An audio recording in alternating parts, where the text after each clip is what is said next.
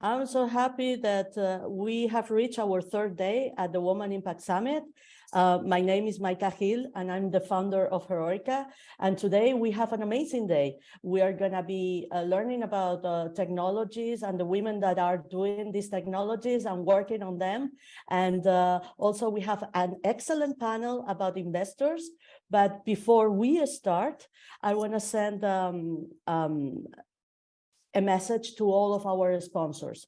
First of all, I want to thank PROEXCA, Cabildo de Fuerteventura, Casa África, Europe Entrepreneurship Network, the Embassy of the United States in Spain, Afissio, and Heroikka for being here today, and also to the Association Heroikka for being our sponsors. As you know, I want to share something with you today before we start. When we started Heroikka because we wanted to give women access to networks and talent that can make their projects and businesses more sustainable and make them more sustainable. So for us, digital inclusivity, access to training and economic development is key. I want to tell you that I'm very touched by all the work that you are doing and you have been posting at the Heroikka platform. I want to thank you for all the work that you do every day and for the innovation that you create in your community.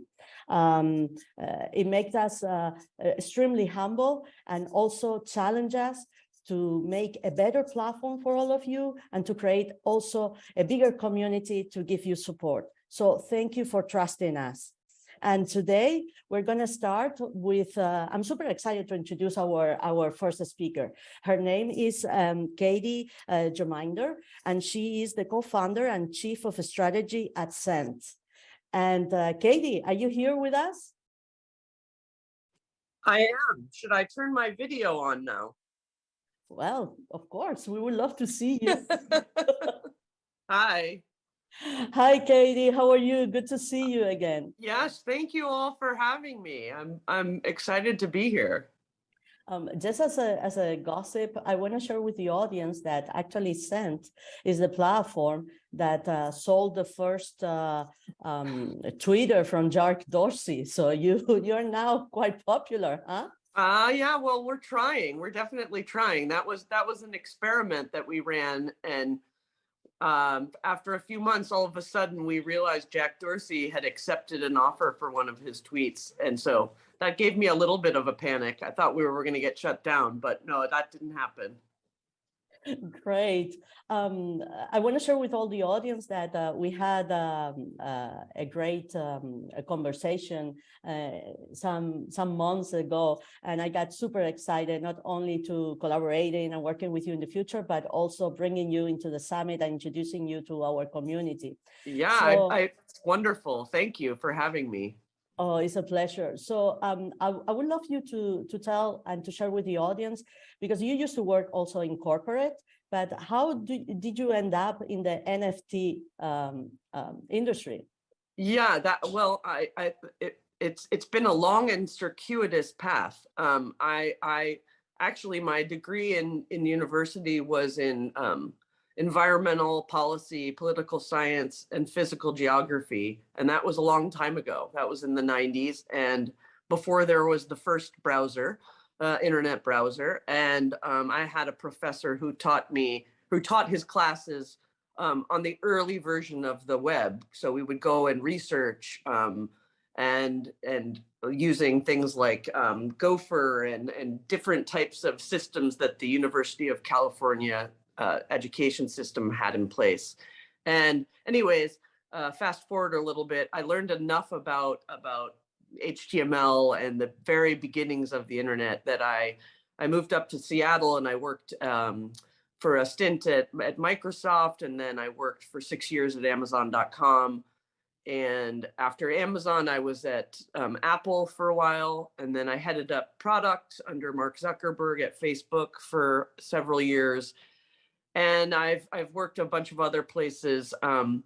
And in the last sort of 5 to 10 years, I was doing consulting with startups and companies that wanted to have some insight on e-commerce and social platforms.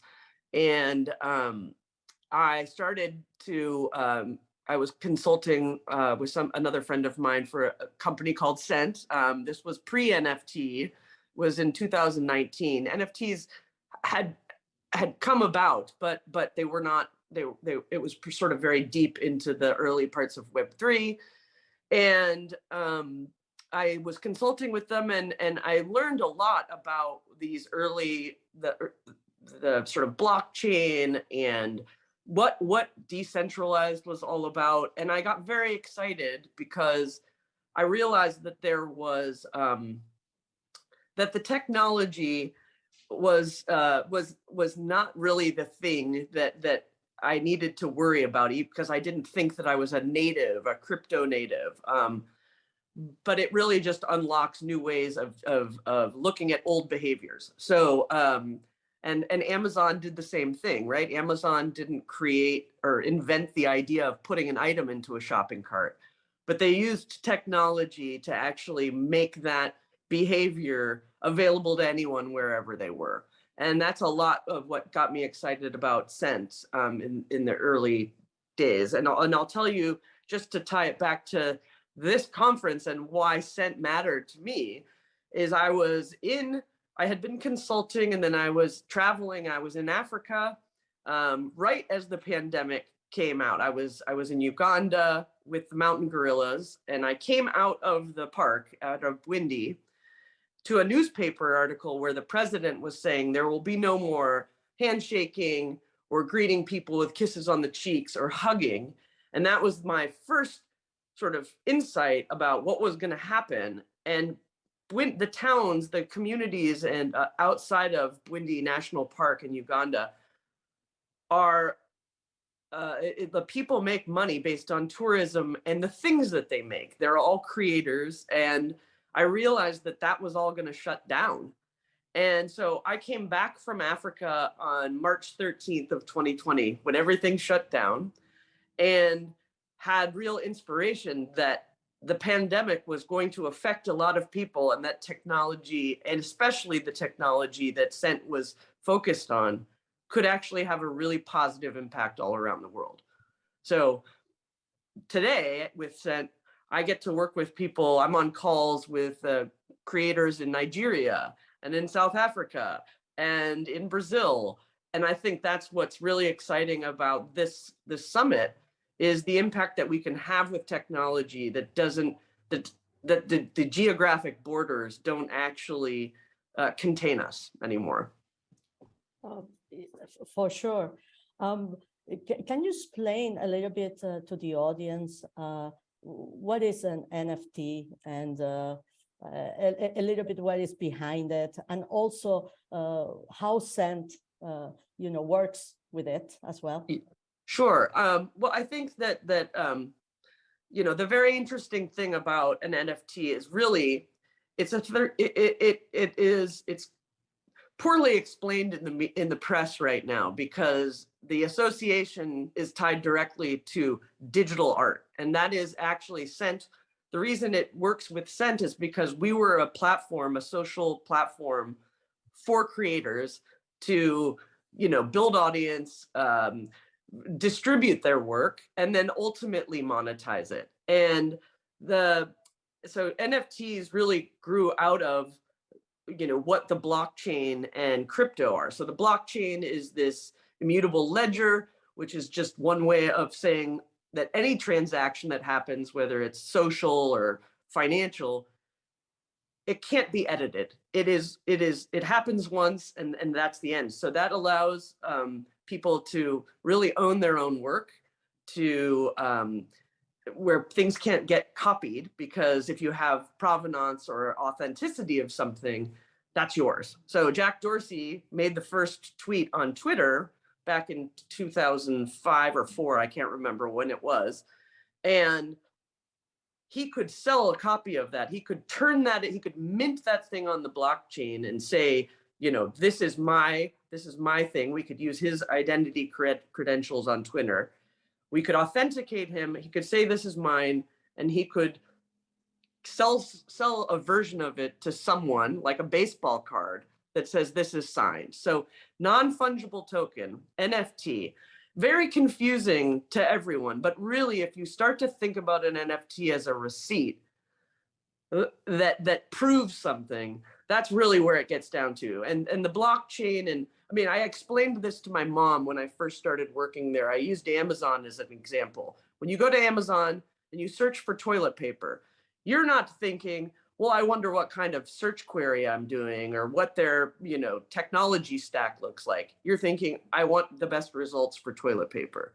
Then you add that thing to your cart and you're about to go buy it. And crypto to me is a payment type. So that means that I could choose to use crypto to pay for it, or Bitcoin, or I could use my American Express card, or I could use cash. That's the financial part of it. And then you get a receipt for the toilet paper you bought that says, Katie Geminder bought this toilet paper from Amazon.com. To me, that's an NFT. It's a certificate of authenticity that transaction happened. That's probably a bit too in the weeds, but I hope that helps. For sure. And I know that we can talk 4 hours about this. One of the things that I learned about NFTs is that many people, and especially creative artists and different types of communities, are using NFTs as a source of income. So if you can explain this a little bit more, I would really appreciate it. Yeah. So because first of all, an NFT right now having that Web3 is interoperable. That means if I create a thing and it's unique and I can mint it on the blockchain and say, this is me, Katie Geminder, I can now sell that anywhere. So NFT, people are purchasing NFTs from all over because they don't have to go to a walled garden, say Sotheby's or Amazon or Etsy, to go buy this unique thing that someone created. So I think that's the power of that is really amazing. I also think that what we saw over the last few years, where NFT was tied to the value of crypto, various crypto, that prices went way high, right? Somebody bought a tweet for $2.9 million, or somebody bought a piece of art for $69 million. Well, that bubble has burst as the value of crypto goes up and down. And so in Cent's case, we actually decided to move away from crypto as a payment type and integrated Stripe, which means that people can buy things from anywhere as long as they have, the equivalent of US dollar or credit cards or what have you. And so I think the other part of NFTs, because it surged and it was all about people buying expensive things or seemingly expensive things, but now it's settling down. The real value of NFTs is that you hold something, you buy something, or you attend an event, and that is represented by an NFT. That NFT is now associated with me as Katie Geminder because of something called a wallet, where you store your NFTs. And that allows it exposes value and connections between people, because that NFT could, if we bought the same thing, all of a sudden we can now start to build community around the fact that we share something in common. That's kind of also a little bit heady, this whole subject is. But I think what we've discovered with Cent is that it's not going to be an NFT doesn't have to be something you purchase. An NFT could actually be something you collect for free, or I give you for free, that says, I was there. So like you could be giving an NFT to everyone who's attending the Women Impact Summit that says, okay, here's your special badge that you got by attending this Women's Impact Summit. And then all of a sudden, because of that identifier, that code, that NFT, you have a community that, like, I could see you walking down the street and see that you have a Woman Impact Stump or a Heroikka sticker on your water bottle. And all of a sudden I know we're in the same community. I mean, also because we're women, but For sure. Maybe I will ask you next year how we can create that NFT. Yeah, it's easy. No problem. You had enough to figure out before this. I didn't want to throw you a curveball. I know for sure. But you could do it after the fact, right? You have the email addresses of every single person that attended the summit or participated, and you could issue an NFT very easily with my help, but very easily that you don't have to wait till next year because you know who those people are. For sure. We will figure out. Maybe we will use this as our experimental ground for NFTs. Exactly. Other cases that we have seen with NFTs is that also women are using this as a sort of fundraising. I would love you to share with us if you have seen certain cases or of success that you have seen at the platform at Cent or anything that you have seen around regarding this. I mean, it's really amazing. We see that just in lots of people are creators, right? And we've worked with a lot of women artists, musicians, illustrators, just even by representing their work with an NFT and giving it away for free is a way that we can actually help people make a creative income, which is what our mission is. But I actually am curious. I want to hear from you. What were the things that you have seen with fundraising and NFTs? Because I'd love to riff off of that if you have something top of mind.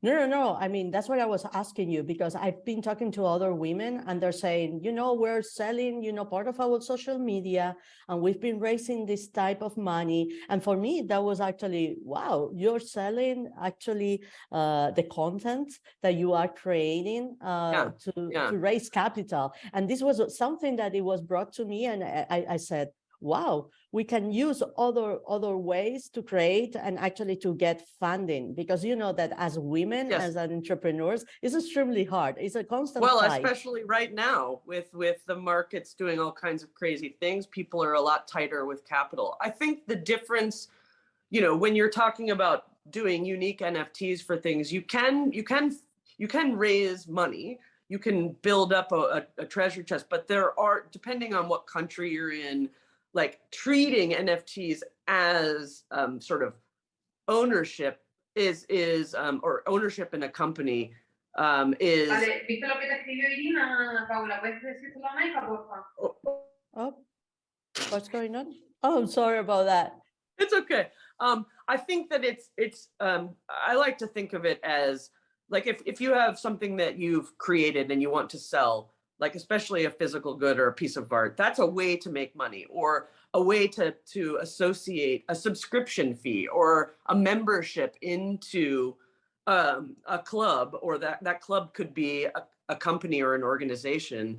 And depending on what it is that you're selling, you can actually build up your revenues with just simply by treating it as a membership, as a certificate of authenticity that I have been a part of a Heroikka fundraiser. Great. Let me switch for a second into Spanish because. Yes, please. Yeah, thank you. Sorry. Hola a todas. No, it's no problem. We unfortunately we don't have translation for today, and I want to apologize to everyone. So I'm just going to give a quick recap to everyone before we wrap up. Hola a todas, sentimos muchísimo, especialmente para todas las que hablamos español, que hoy no tengamos el botoncito de traducción. No se preocupen, estoy tomando nota, para la próxima edición seguro que lo vamos a tener, y porque queremos que todas participen y se enteren de lo que estamos hablando en el día de hoy. Estamos hablando de NFTs y para hacer un recap rápido, aquí Katie es la cofundadora de Cent.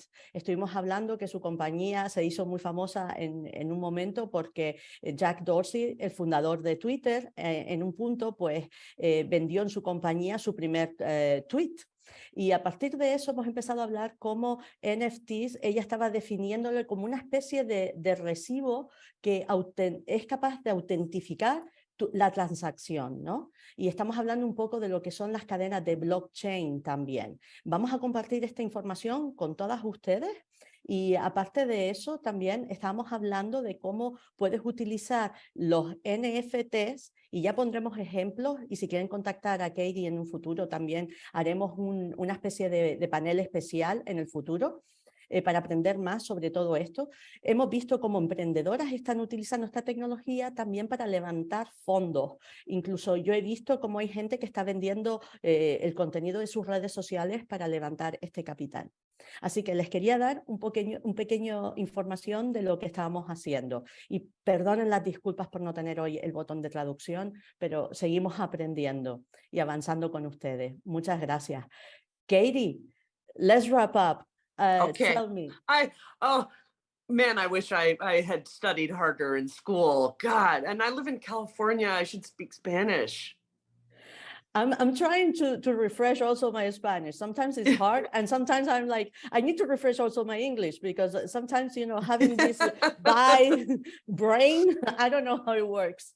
Yeah. But I just wanna say that what I really like about NFTs is that it's opening doors for us.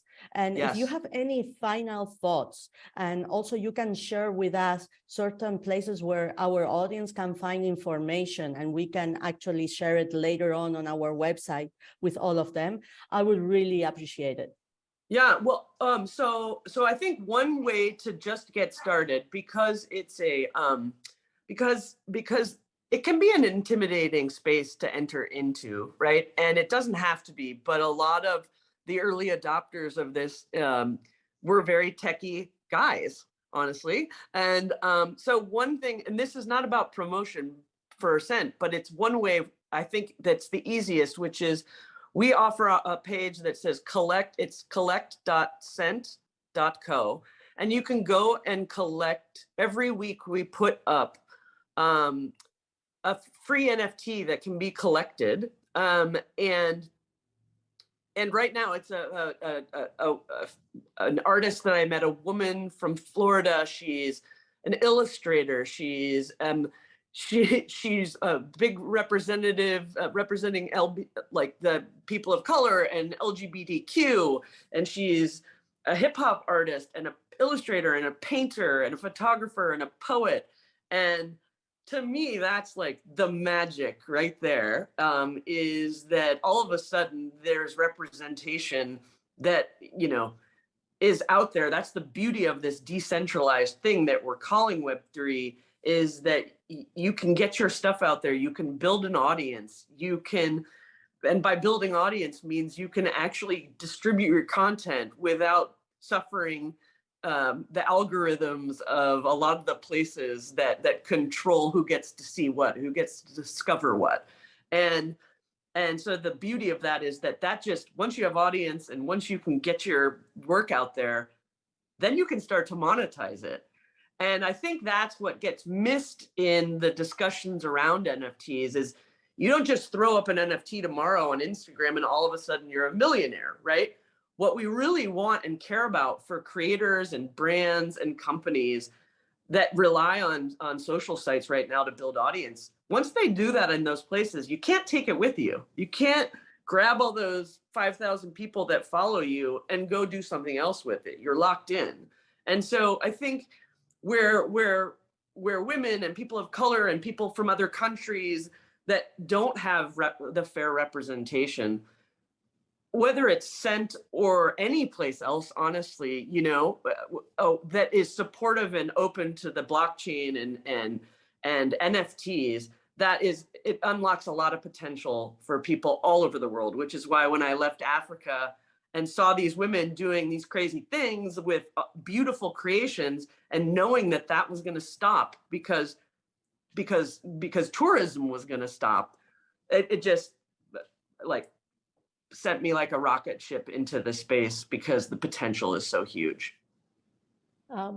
Katie, thank you so much. You know, since everyone is very interested about this topic, I was wondering if maybe, and if our audience also agrees, maybe we can have, with, of course, an interpreter. Yes, we can oh my have gosh. some kind of session with you where we can have a demo and show also the Zen community and other platforms if you want, and other things that are going on, and share it with the community, because it would be great. Yeah, I would happily do that at any time. And whether it's about Scent or not, if it's also just about the ecosystem, you know, I mean, I'm a 49-year-old woman that came into this space pretty late. And at first you could feel like it's not for you, or that it's intimidating. And anything I can do to be supportive of any entrepreneur, woman, creator, artist, what a brand, you name it, I'm happy to answer whatever questions and support what you're doing with the Women Impact Summit in Heroikka. Thank you so much, Katie. Yeah, thank you all. We'll be in touch for sure. Okay. Thank you, Yep. thank you so much. Ciao. So, thank you to everyone. And once again, our apologies for the lack of translation today. Gracias a todas por estar aquí. Y como han visto, les voy a comentar una cosita. Vamos a hacer otro evento con Katie. Hemos visto que la gente está muy interesada, y entonces lo vamos a hacer y vamos a tener traducción. No se importa, no se preocupen por ello, ¿vale? Now we're going to continue with an amazing panel. This panel is sponsored by Afissio. We want to welcome Jerry and Heidi from Afissio, that were actually since the beginning part of all of this. And since this panel is sponsored by Afissio, I want to introduce actually the members and the moderator of the panel. The panel is going to be about perspectives on women fundraising. As you heard, Katie, this year and the next years are going to be tough, and we need to find creative ways of funding, more funding for us as a women entrepreneurs. And I see already here Marcia Guerrier, founder and CEO at Her Sweet Spot. Hi, Marcia, how are you? Hello, Micah, how are you? I am well. Thank you for having me. Good. Oh, it's a pleasure to have all of you. We also have Alison Byers, founder and CEO of Scroobius. Hi, Alison, how are you? We also have... Hi, I'm doing great. Great, I don't see you. No, we see you. Oh, okay, perfect. There you are. Hi, Alison. We also have Natalie Wench, co-founder, VP at Cryptominion. Hi, Natalie. Hi. Good to see you again, and good to talk to you again. And we also have Don Newton, COO at Netkey Inc. Hello, everyone. Good to be here. Great. So, Marcia, I leave you with this awesome panel, as I like to call this panel. You guys are the, all of you are the unicorns, especially on this space. And I'm super excited to find so many women on crypto blockchain. So thank you to all of you. Thank you so much. We hope to one day get to that unicorn status that is thrown around about social media. But welcome to our panelists, and thank you again to our hosts and sponsors for providing this space for women of diverse backgrounds in business to come together to talk about things that are important for us. I am Marcia Guerrier. I'm the founder of Her Sweet Spot. I'm a TEDx speaker, 4-time best-selling author, and business coach to ambitious, driven women, helping them become more marketable in their business. I'm excited to bring to you this conversation. Welcome, Alison. I'm just going to go around and share a little bit more about each of our panelists. And Alison is the founder of Scroobius, which is increasing diversity in the startup ecosystem with a scalable platform that affordably helps founders create compelling pitch material and helps investors easily find those founders. Dawn is the co-founder and COO of Netkey. Netkey, a KYC/AML provider focused on digital identity and regulatory compliance, with over 30 years experience building teams at innovative companies, leading to successful exits. Dawn is a technology and startup expert. The exits is what we love. And Natalie is the co-founder and vice president of Cryptominium, I think. They are a crypto directory that connects the crypto community at large with the business that serves the future. She helps define the vision of the company, product development, and innovation. Ladies, welcome. We are so excited to have this conversation going. I want to say, Natalie, if you could go off mute and turn on your camera so everyone can see you. Fundraising is a challenging journey for any and every entrepreneur, but we know as women, it's like 10 times more difficult for us. And I'm excited to get going with this conversation with Natalie. I wanted to ask you about your startup journey. You know, you started a business in a male-dominated field. We just got off a last discussion talking more about crypto, which is a perfect segue to go directly to you. I think the world is still learning about it, which is, you know, real. At what stage of your business did you know you needed outside funding? And what was your experience like? Did you get resistance for women coming in, breaking into this new field? Thank you very much. And first of all, thank you for today. And I would like to say thank you for Micah for organizing this wonderful summit today. And thank you, Afissio, Jerry, and Heidi for the invitation. And I would like to say finally, thank you, Marsha, for hosting us today. And thank you for all the producers, everybody that comes together to make this panel possible today. What I would like to say, I would like to start by my gender, by the look of me, by the sound of me. You know, it is really that, you know, with all these qualities, I may say, there are a lot of tables I will not be invited on. It will be impossible. It will be hard. But because of crypto, I think crypto is a very good fit for me because it is new, it is an open space, and I can go ahead and create my own table in this industry.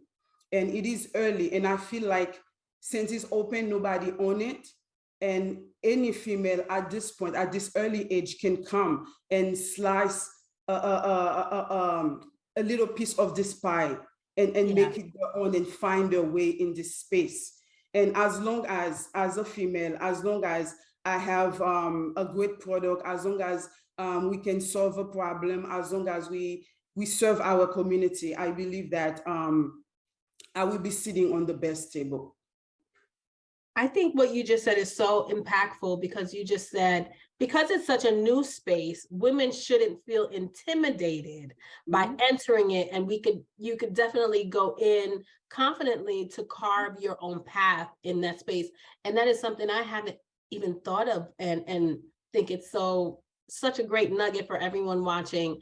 And hopefully you are able to get the translation of this conversation. And so, Allison, you have an amazing bio, a proven track record of raising millions of dollars, which I haven't even touched on in talking about your bio. Can you just share a little bit about that track record and tell us what has been your journey and fundraising?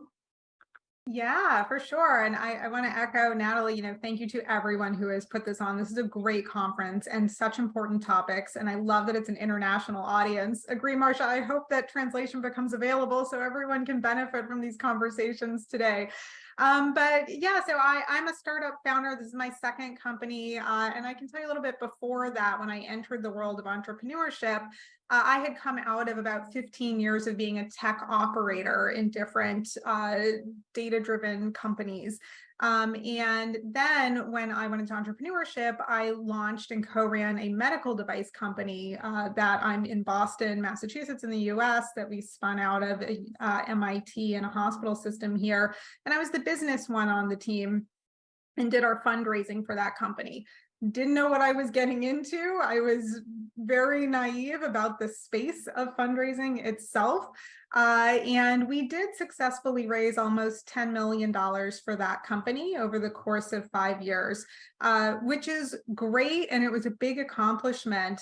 But in the world of medical devices, it actually wasn't enough. It wasn't as much as we needed to raise because it takes a lot of money, a lot of capital to do that. We had to run clinical trials and get, our FDA clearance to be able to sell, and all of that costs a lot of money.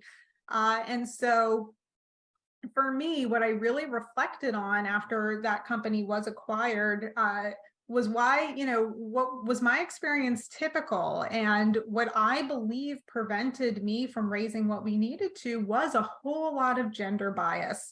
And I was not prepared for that. I thought I had already experienced all of that gender bias being a tech operator and being the only woman in the room a lot of the time, but it was different. It was different in fundraising. And then if you do some research, which I did, you really quickly discover a whole lot of statistics that indicate it is a systemic bias. It is, you're not alone. I think a lot of overlooked founders think that there's something about them that prevented them from being able to raise the way they wanted to, but it's systemic. Only 2% of venture capital dollars go to women. Only 1.6%, it's even lower than that now, go to Black founders. And there are similar statistics for other demographics as well. Really, no one breaks that 2% number. And it's helpful to keep that in perspective when you're going out to raise, to just know realistically what you're up against. Yeah, and this is a great place to start, to have that conversation, to help women understand what is really happening out. And your platform does an amazing job with that as well. Heidi, you also have such an extensive background and really have been able to get behind the scenes of fundraising, right? And so we hear countless stories of people not addressing women during investor pitches. You have co-founded with, I believe, a male co-founder, right? That's correct.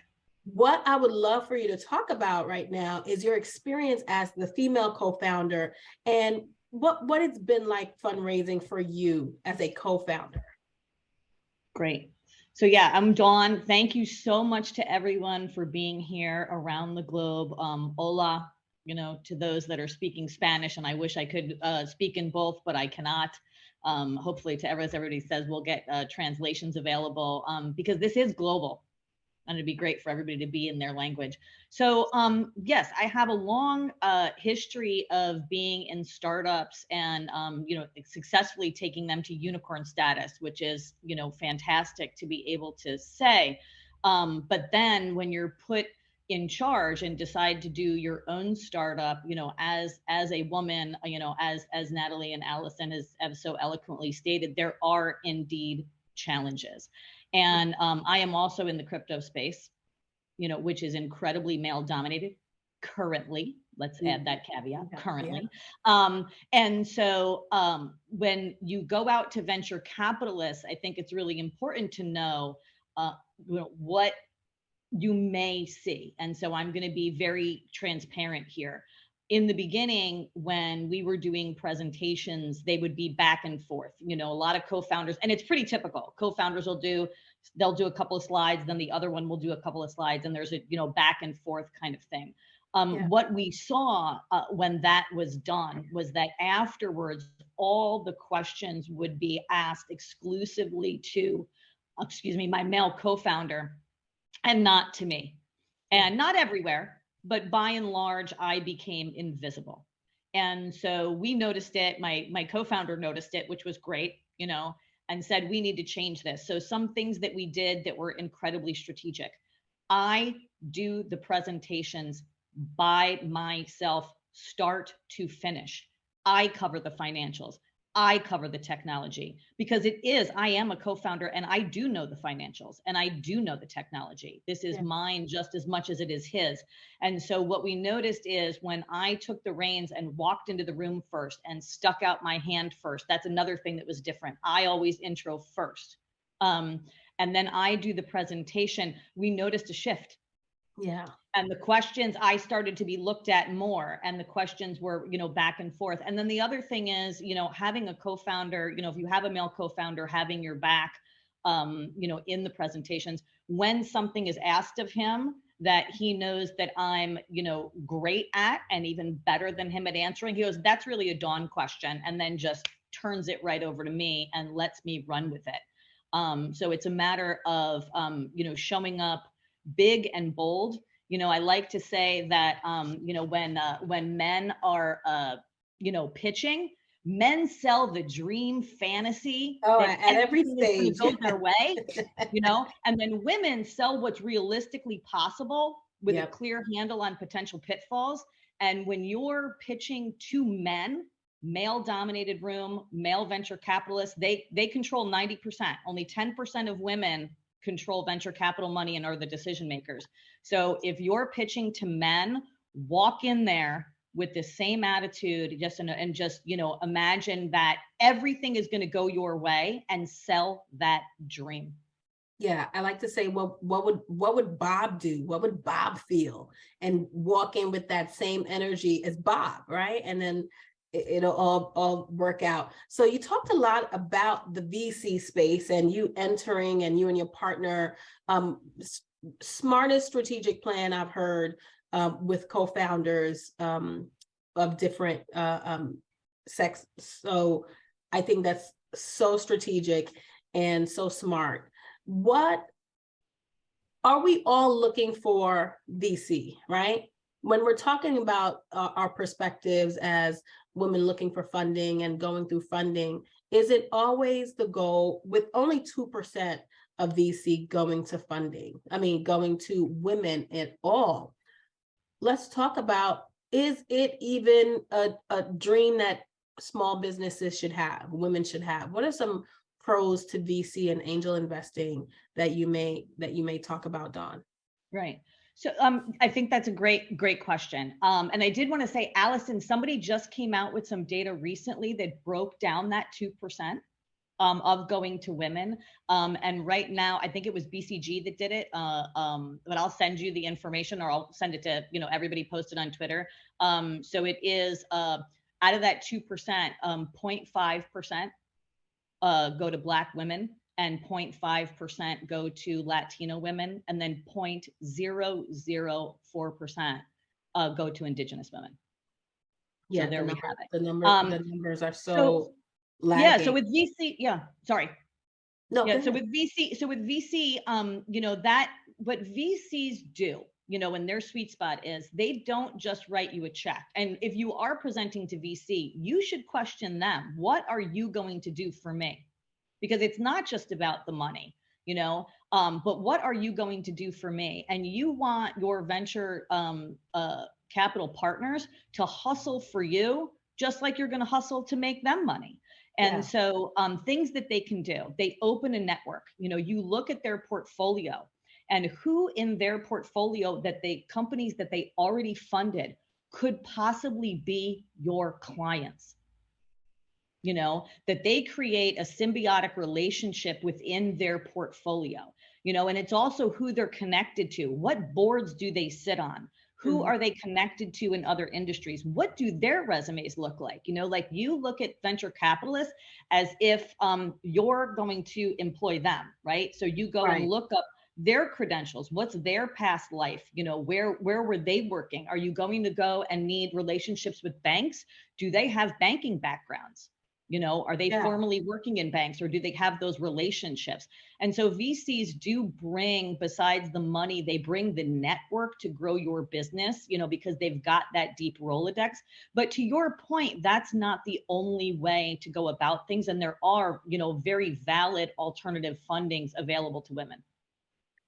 You're hitting. Oh, absolutely. Allison, you don't have to, like, I'm going straight to you with my follow-up because you help founders with that pitch. So I'm right here with you. We are on a wave here, Allison. I was going to go straight to you to ask on the back of that, what are you teaching your, as women enter into the space of VC more, what Dawn just said about turning the table and now interviewing and it being a two-way path, what are you teaching your founders and what are you seeing in this space now? Yeah, so absolutely about turning the tables and going at this with a different mentality. I'm going to get to that. First, though, I think that it is worth exploring venture capital versus angel investing versus other types of investors. And it all, or different types of capital, I should say, not investors, but it all really starts with what your goal for your business is.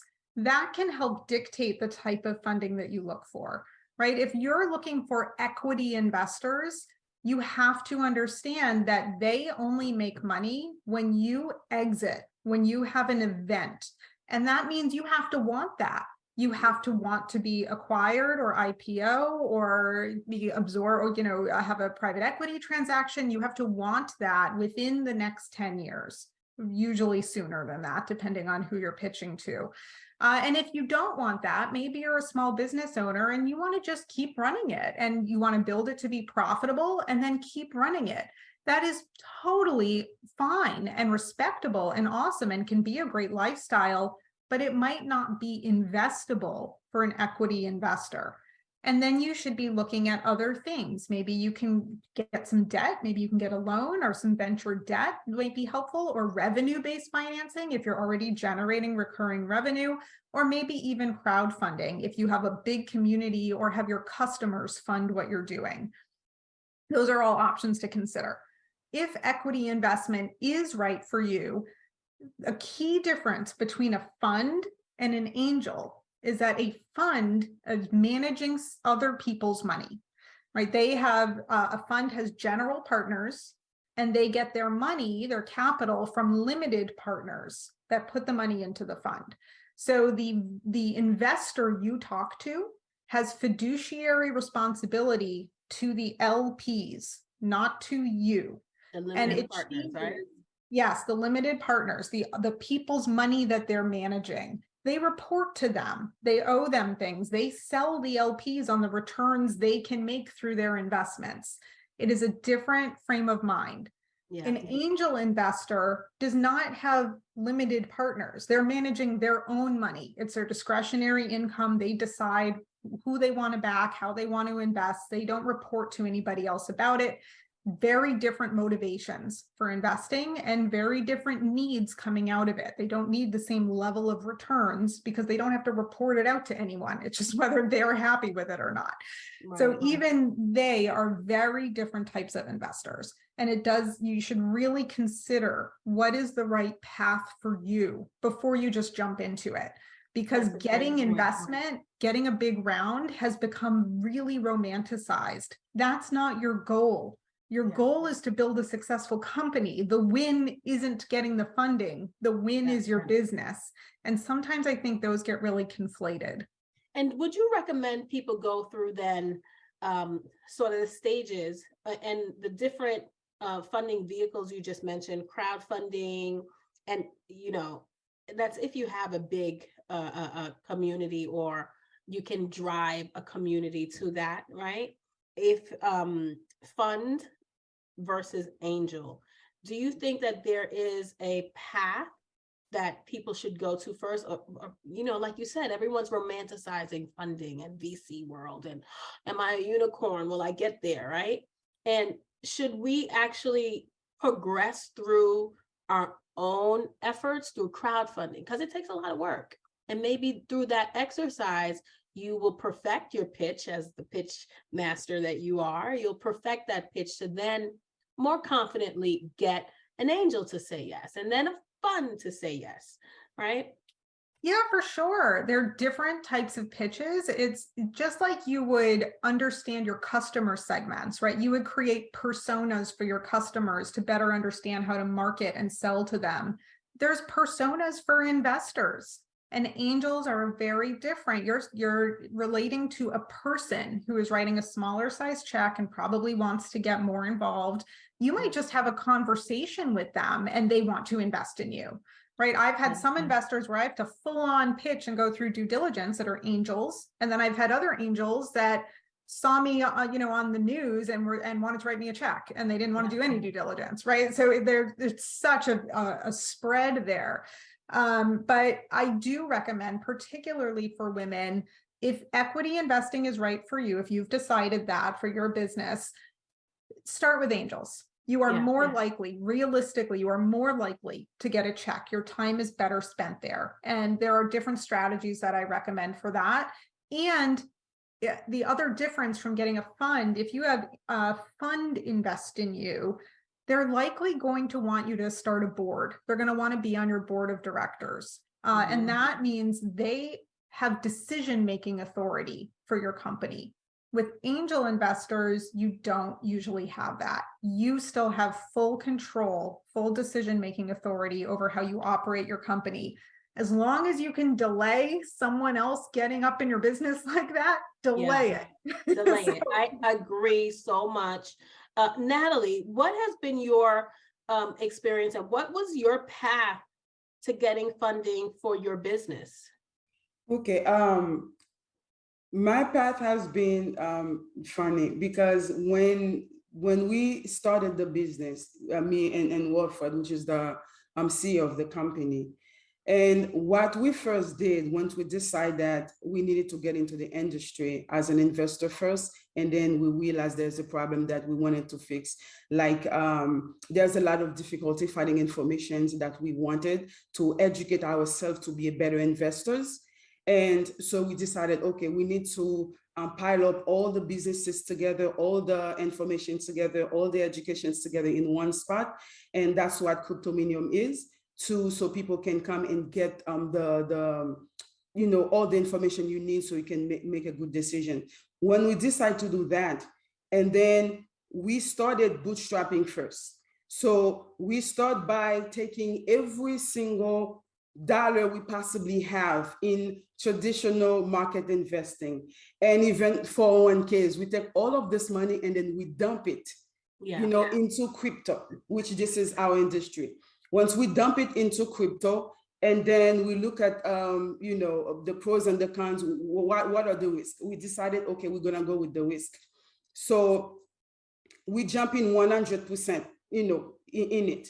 So for about, I think 3 years, we lived 100% of crypto. Everything we had to do was funded by crypto, including the business, paying people, paying for the website, paying for services. Everything we had to do was funded by crypto.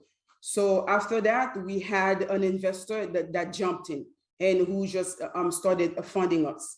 And then now we're at that point where we've put every money we possibly can put in it. And for now, the crypto market, market in general is not going so well. So now we at that point where we need outside funding. Because we need continuous development. We need to hire new talent and consultant. We need, to pay expert. We need to do marketing and advertising. And so that's why. And then Allison, I'm coming your way soon. Because this is where we are. This is where we start. Just like been raising money. What I've been trying to do, I was trying to start with people in my circle, people that I know, people that have businesses, friends of a friend. That's always the first path. They always say, even when you go to an angel, if you start there first, or a fund, they're really looking to see how much you've done on your own.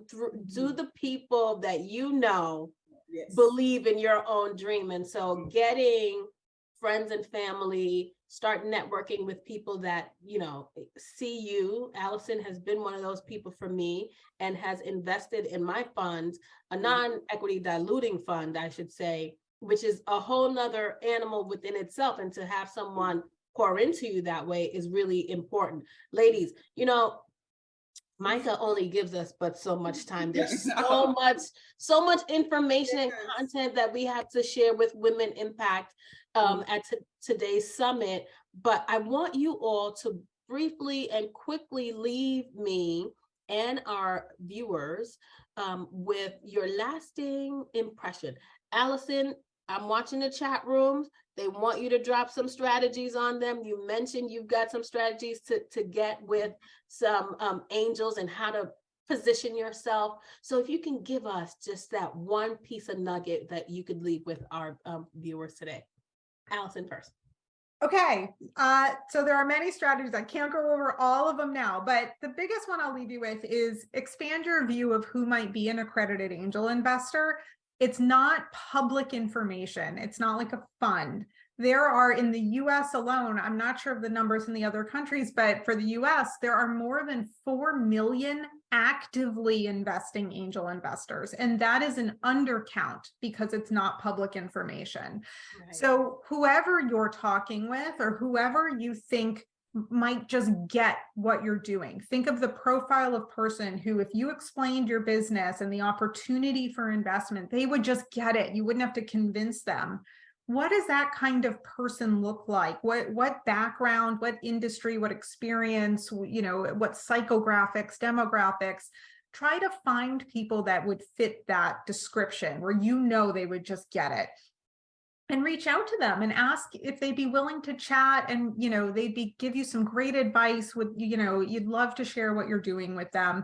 And first start off on that human level. Go into it just wanting to get to know somebody who would understand what you're doing and give you some helpful advice.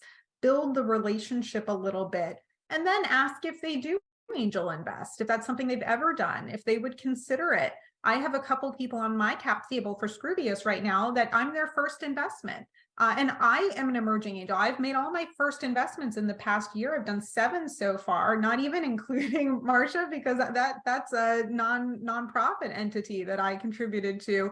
But this is a human field. Right? People make decisions irrationally. It's not just based on business. It's based on the connection they feel to you and what you're doing. Start off from that place rather than a place of sales, and you'll get a whole lot further.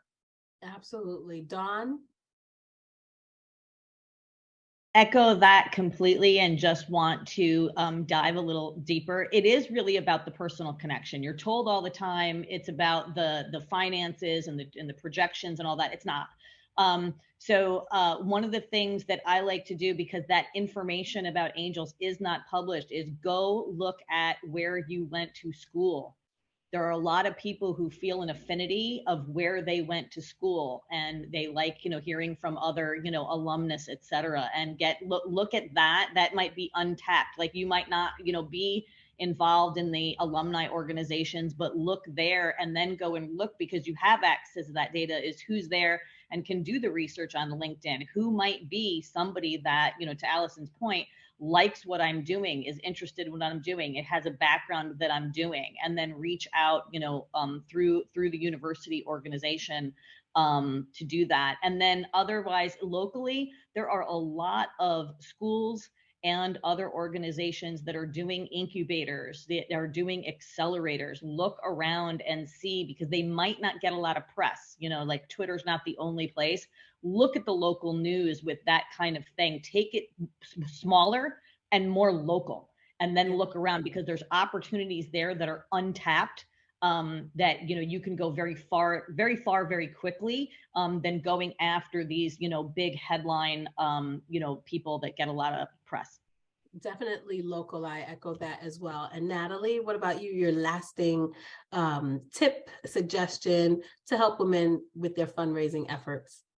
Well, what I would like to say is, as since this is a Women Empowerment Summit, I would like to say, women, get involved. You know, if you have an idea, if you have anything that you want to do, don't wait, say, oh, this is male dominant, this is whatever dominant. Just get involved, do what you have to do.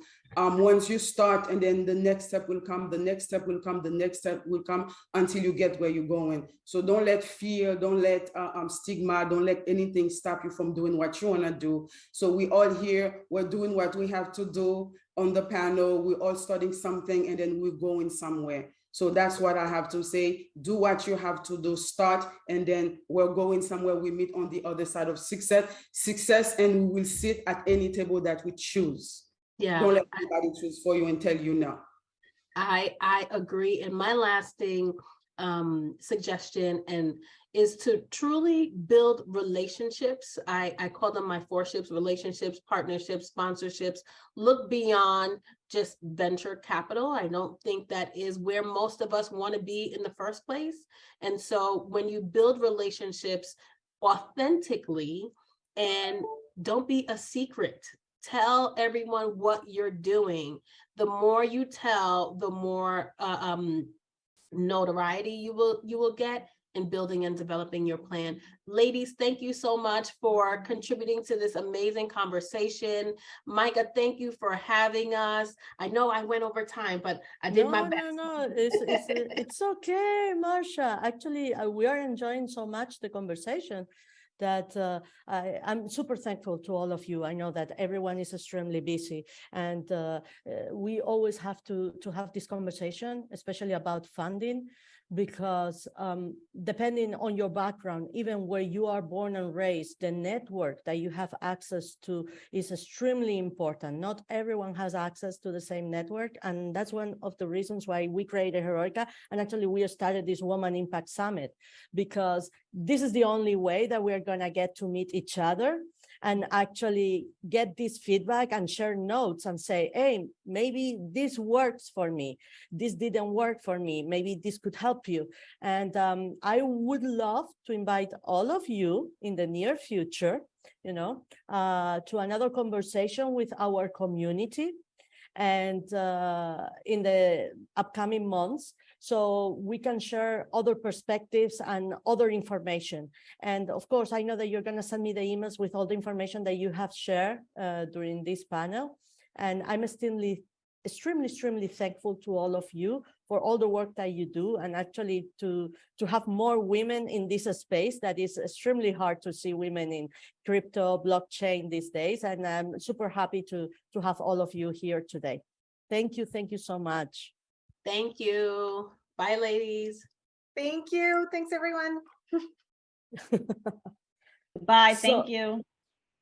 Thank you. So we're going to continue with a part of the summit that is extremely special for all of us. I always get super emotional when I start seeing the projects that are posted in the platform in Heroikka. And I must confess, all of you inspire us to do what we do. So thank you so much. And today we have Milady Marquez from Pro World Fashion, and she's going to share with all of you what she's working on. Milady, how are you? Hello, how are you? I'm fine, thank you. Hello, everyone. Great. So I'm going to speak a little bit about Pro World Fashion. This project is in an early stage. This is a digital agency. The objective is to help fashion designers and other professionals who had also a fashion brand to be recognized worldwide through the digital platforms. The value proposition of this project is to make all these fashion brands to be known, unique, optimized, and sustainable through the online. We have some services divided into 4 major areas: design, marketing, communication, and IT. Our focus, obviously, is digital platforms like websites, landing pages, email marketing platforms, and social media. For all these, we create and manage all these platforms, and also we create content and visual designs for them. And also, we have some short courses to support the brands instead of buying or acquire here services. Services related with these four areas. Our target, obviously, is fashion designers and other professionals who have a fashion brand. My big objective here is to help them and to make them, of course, known through the digital. And this way, because I detected here some problems, and all these problems that I detect, the most the people who suffer with this is mostly women. So my objective is to help them also indirectly, of course, but help them to contribute for this sector. So my last ask for you is to help me to contribute and sharing this project. I have here a last request also. I have a blog and a podcast, and so I would like to invite some brands. Probably we have here some fashion brands who want to be part of, and this is for free. And I would like to ask you also to share this project, Pro World Fashion. Thank you. Thank you, milady. Thank you so much for the work that you're doing, and for sure, share all the information that you want in the chat. We'll be also posting your project in our social media, and we ask everyone to check our Instagram. Okay, it's the best way to communicate with all of you as well. So next we have Natalie Martin with the project Fighting to End Domestic Economic Abuse. Hi, Natalie, how are you today? I'm doing very well. How are you? Can you hear me okay? Perfect. Excellent. So thank you so much for having me. It's very inspiring to be amongst so many incredible women working on so many incredible projects. So my project is one that obviously I can't do alone. We're a team of 5 women who started the Canadian Centre for Women's Empowerment, which focuses on advocating for victims who have lived or are living through domestic economic abuse. And the focus is really to ensure that we can get, so first of all, the project started in Canada, so I'm out of Canada. But our focus is really trying to get financial institutions and governments to support the advocacy and to support implementing policies that will help women across the country who are faced with this terrible situation. You may be wondering, well, what is economic abuse? So it's a very complex issue. Obviously, if you or someone you know is going through domestic economic abuse in your area, we really encourage you to try to find the resources.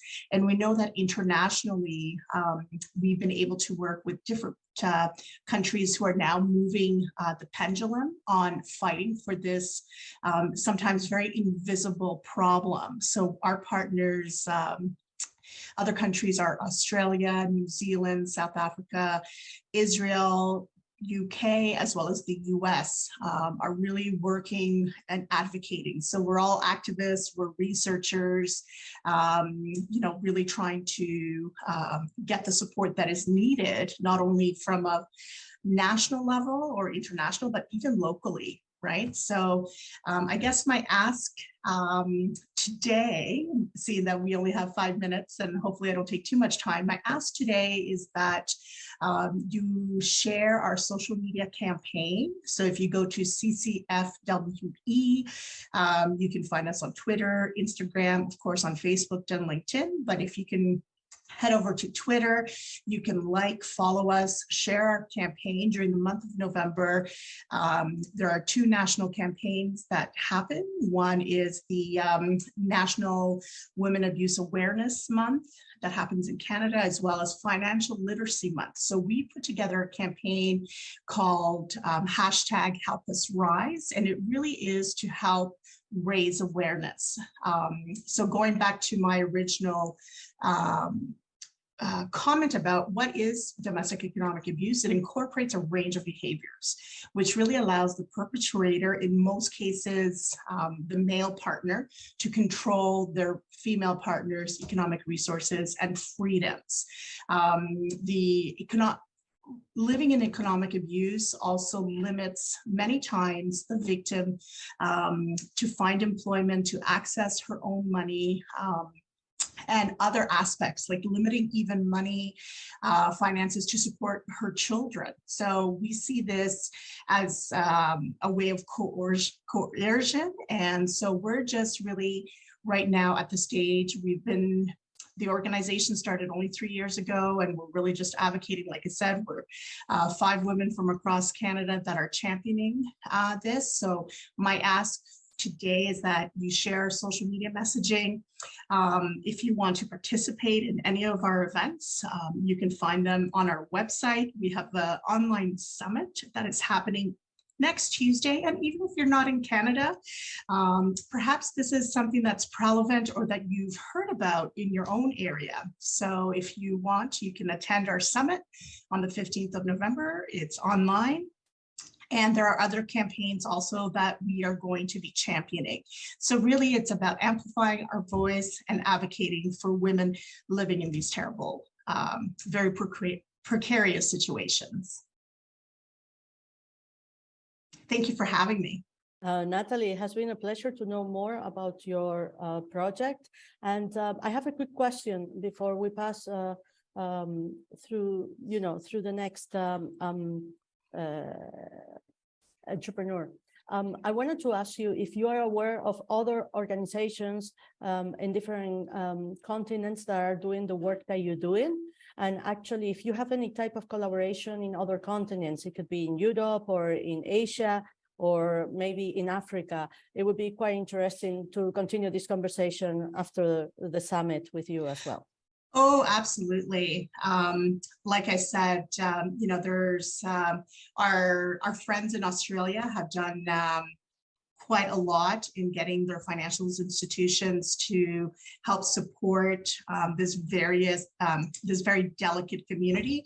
And we do, again, have partners like in South Africa, but I would love to have this conversation with anyone who's interested, because this is not just a local problem, it is a worldwide issue, and just advocating for women in these situations is really important. Thank you, Natalie. We will provide some information and we will be in touch with you. Thank you so much for the work that you're doing. Thank you so much. And our next entrepreneur is Irene Moreno, and her startup is and company is Glow Up Social Studio. Hi, Irene. Hi, Micah. Thank you very much for this opportunity. I am very, very happy and excited to be here. And first of all, I just want to introduce myself. My name is Irene, and I actually studied psychology. But during my psychology studies, I saw that I really loved marketing. And since then, for the past 7 years, I've been working and specializing in digital marketing. Now I want to share my screen and show you a little bit of the work that I do.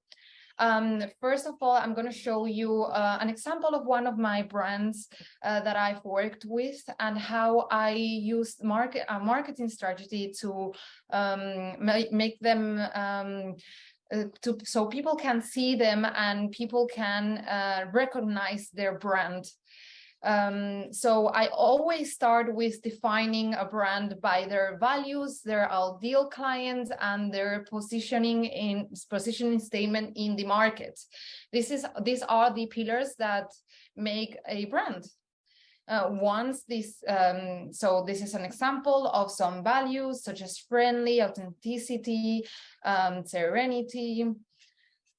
And we also define the ideal client. So this is a very important part when you are trying to build a brand and have a good marketing strategy, because this will help you to go ahead and get the best marketing strategy for the people that you are actually searching for.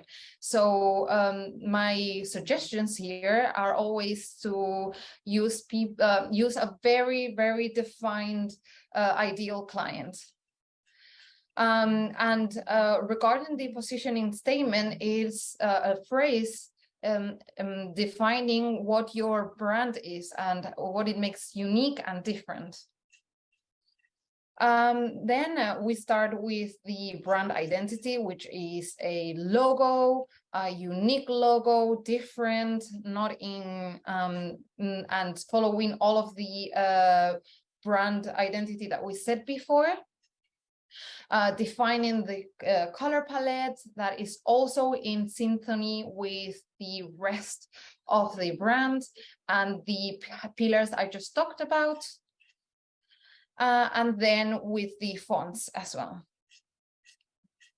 So after this, the important part is not only the brand, but also to apply this. And this is where I have fun, and the part that I love the most, and is to apply all of this to social media, to a marketing strategy, to a Google business, and to a website. And I just wanted to give my best advices in here, and is to connect with people, connect with your clients, elicit emotions when you're building videos or photos. Always think from the client's perspective, because I've seen many brands that are always thinking about what they like and not what the ideal client likes. And that's why it's so important to have defined ideal clients. Always stay tuned to know what's going on, what is important right now, what everyone is watching right now as well, and just make it your own. Follow your brand guides as well, because they are there to transfer a message, and always keep your posts very with high quality. So one of the difficulties that I've been finding in my business is to find people who understand the importance of marketing and the value of marketing and the time that is spent to do all this marketing strategy.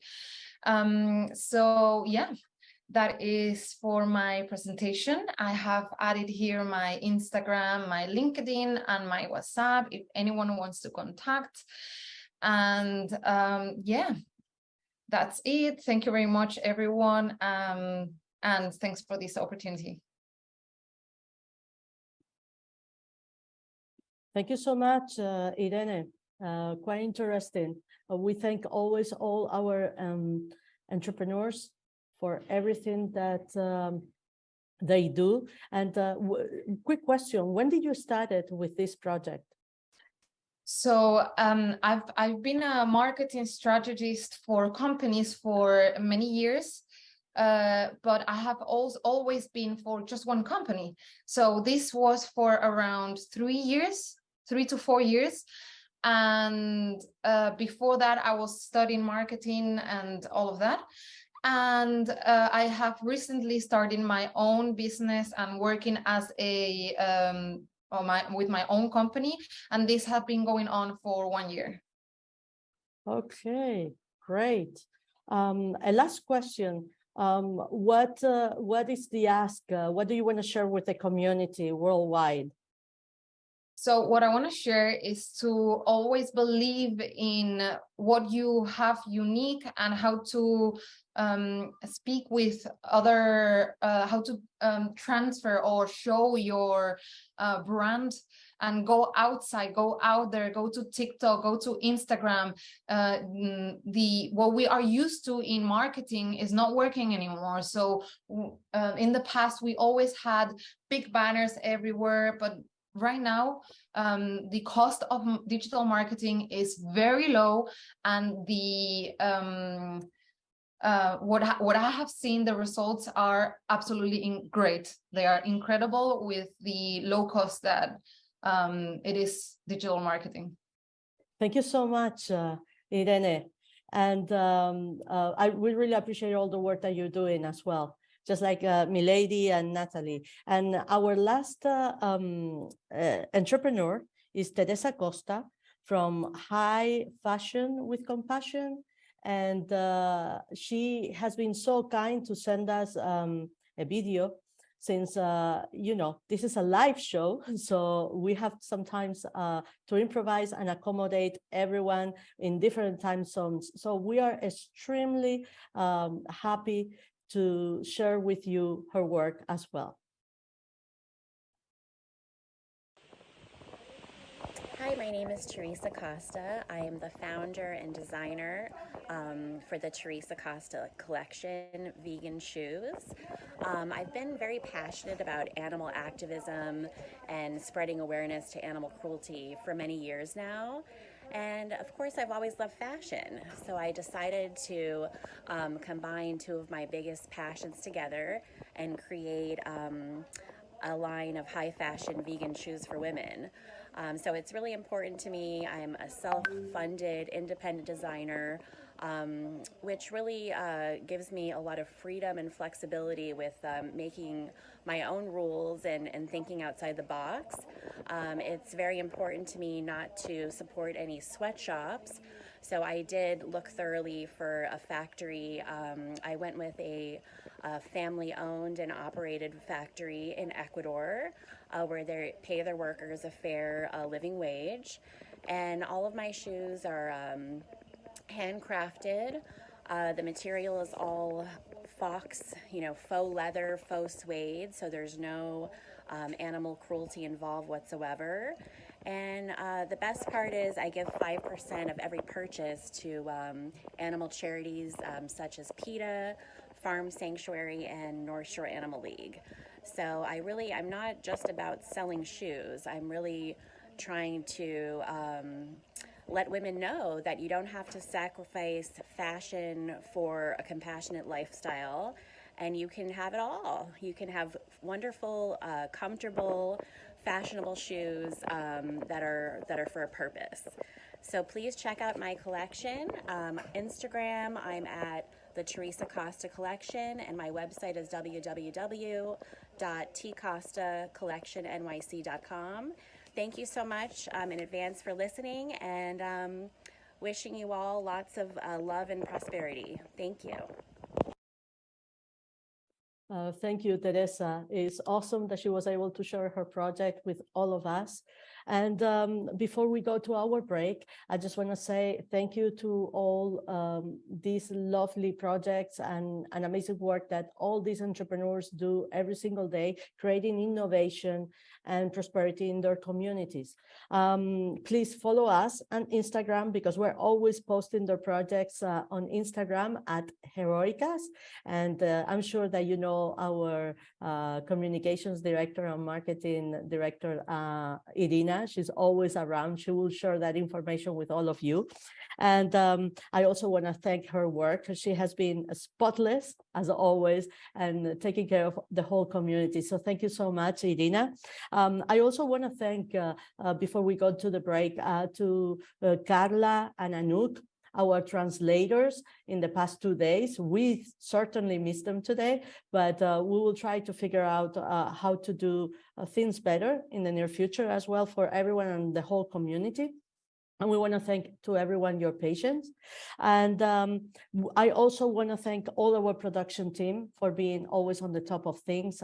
Vanessa, Silvia, Irene, Rick, Paula, thank you so much. And I also want to thank everyone at the Heroikka team for stepping up, and from the association, Irene, Pino, and also Irina, thank you so much once again.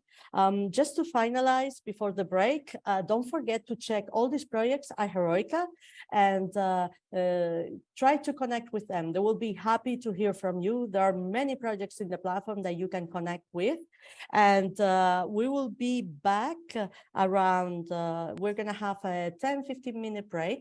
So you can go and get some water. Maybe you can network in the chat and get some information.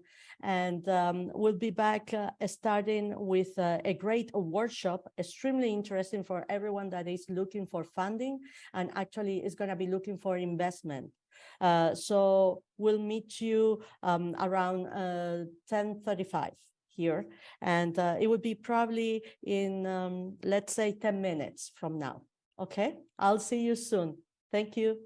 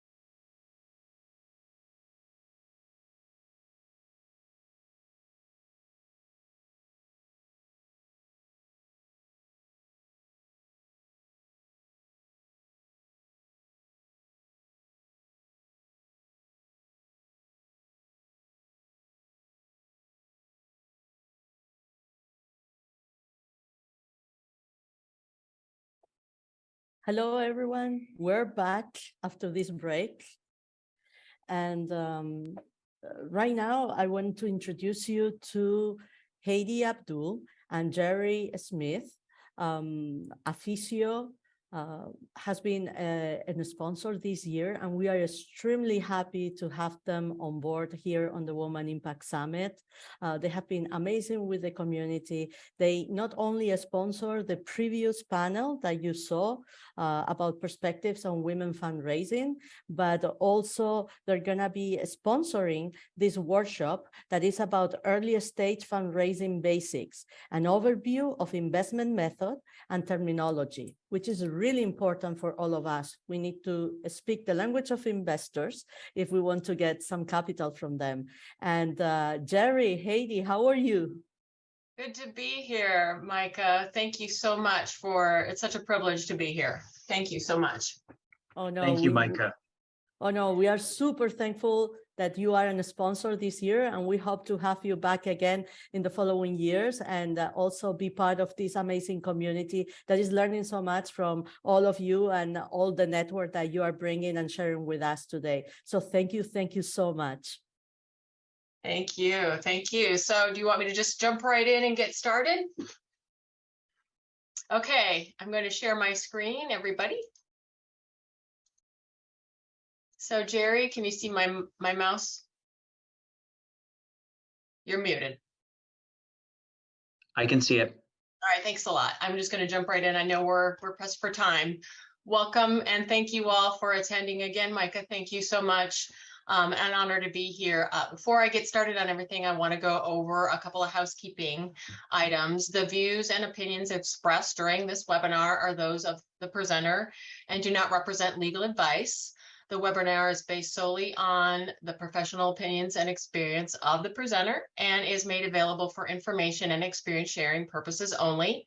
If you have any questions that do not get addressed during this webinar, please, by all means, reach out to me or Jerry, and we'll do our best to get answers to your questions in a timely manner. My contact information is on this slide, and it's on the very last slide.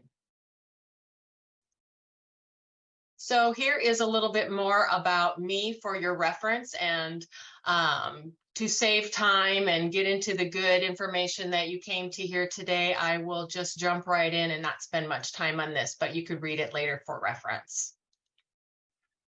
So here are the most common types of investment vehicles that we see in the market today.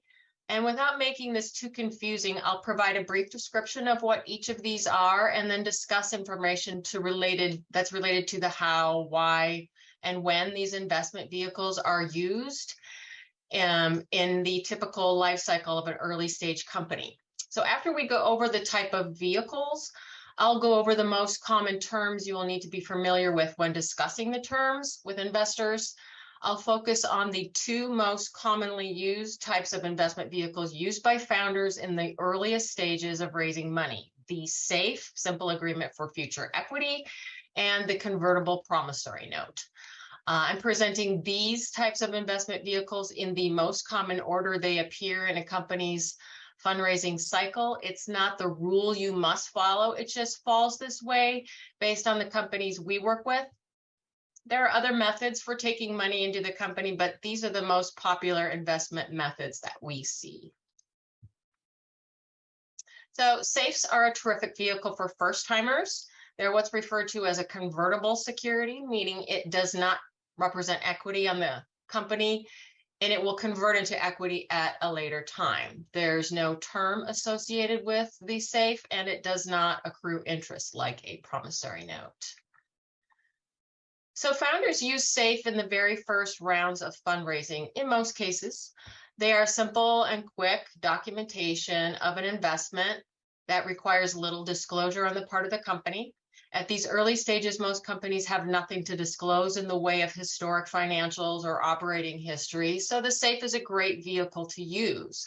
The experienced investor recognizes the SAFE as an early stage method for raising money, and in most cases, will require little more than financial projections and use of funds from the founder. Since SAFEs are used for the very first rounds of financing, Most founders use them to raise money from friends and family or incubators. The funding amounts are typically smaller, starting around $25,000, but I've seen safes go as little as $5,000 in very many cases. So this range is not a hard and fast rule to follow. So if you're interested in using the safe, it represents what I've seen in the rounds of financing that I've been a part of. So KISS is another form of convertible security. Although the KISS document set can be used for equity or debt, in the US, it's most commonly used for debt, like a promissory note.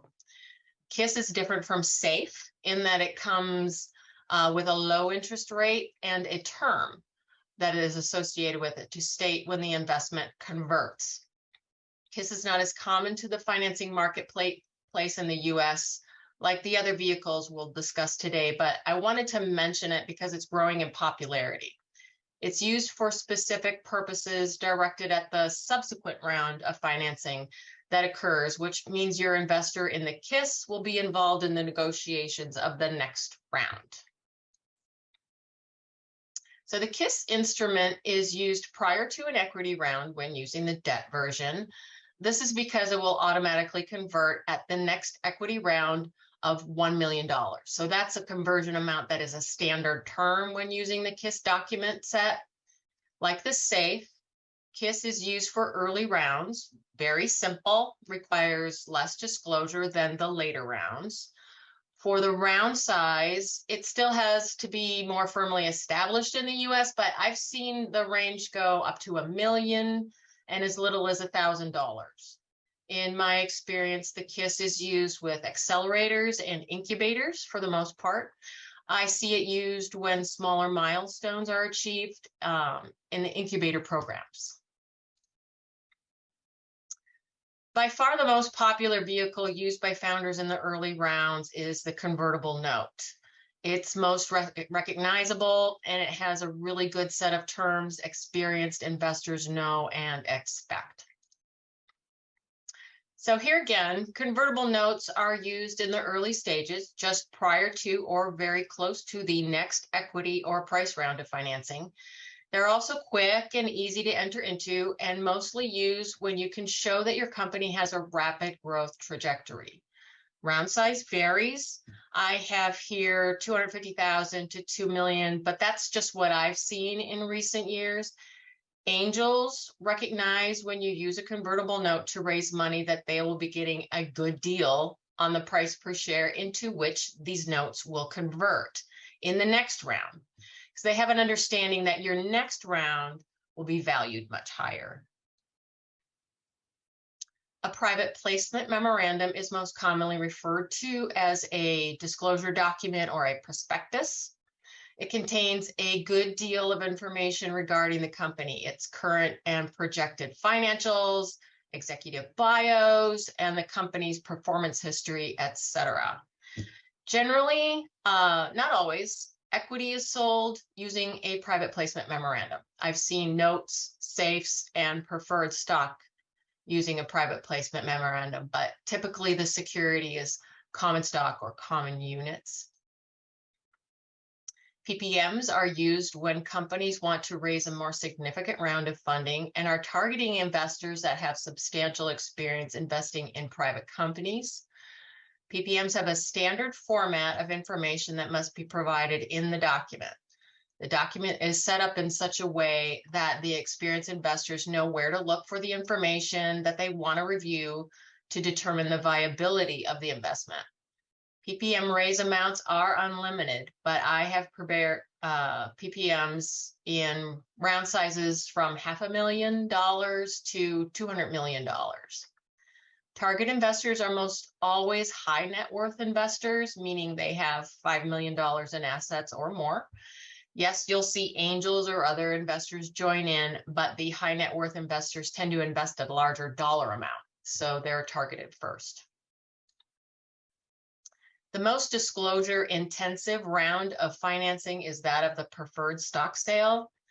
Preferred stock is different from common stock in that it comes with a long list of rights and preferences that give the preferred stockholder kind of a superiority over the common stockholder, including the founder. The preferred financing round is very investor intensive. I should mention that the convertible securities discussed in this presentation tend to convert into the preferred stock round of financing. The timing for a preferred round is usually when the company reaches a major goal, like a FDA approval, a deliverable product, provable revenue, and things like that. So typically, it happens when the company can prove a higher valuation and will need to raise a larger round of funding. The company that enters into a preferred stock round has a few years of operating history, is still in its early stages, but can prove its mission is working. The financing round size for preferred stock starts around 3.5 million, but I see this number going higher, 8 to 10 million. It's going higher and higher very quickly. Your target investor in a preferred round is a VC who will lead the round and take on, in some cases, a majority of the round so they can control what happens to the preferred stock going forward. Like I say, it's an investor-involved move for the company. Angels tend to follow on after the VCs with little to no review because they know the lead investor has done all of the due diligence and thoroughly evaluated the investment. So they rely on that for making their investment decisions.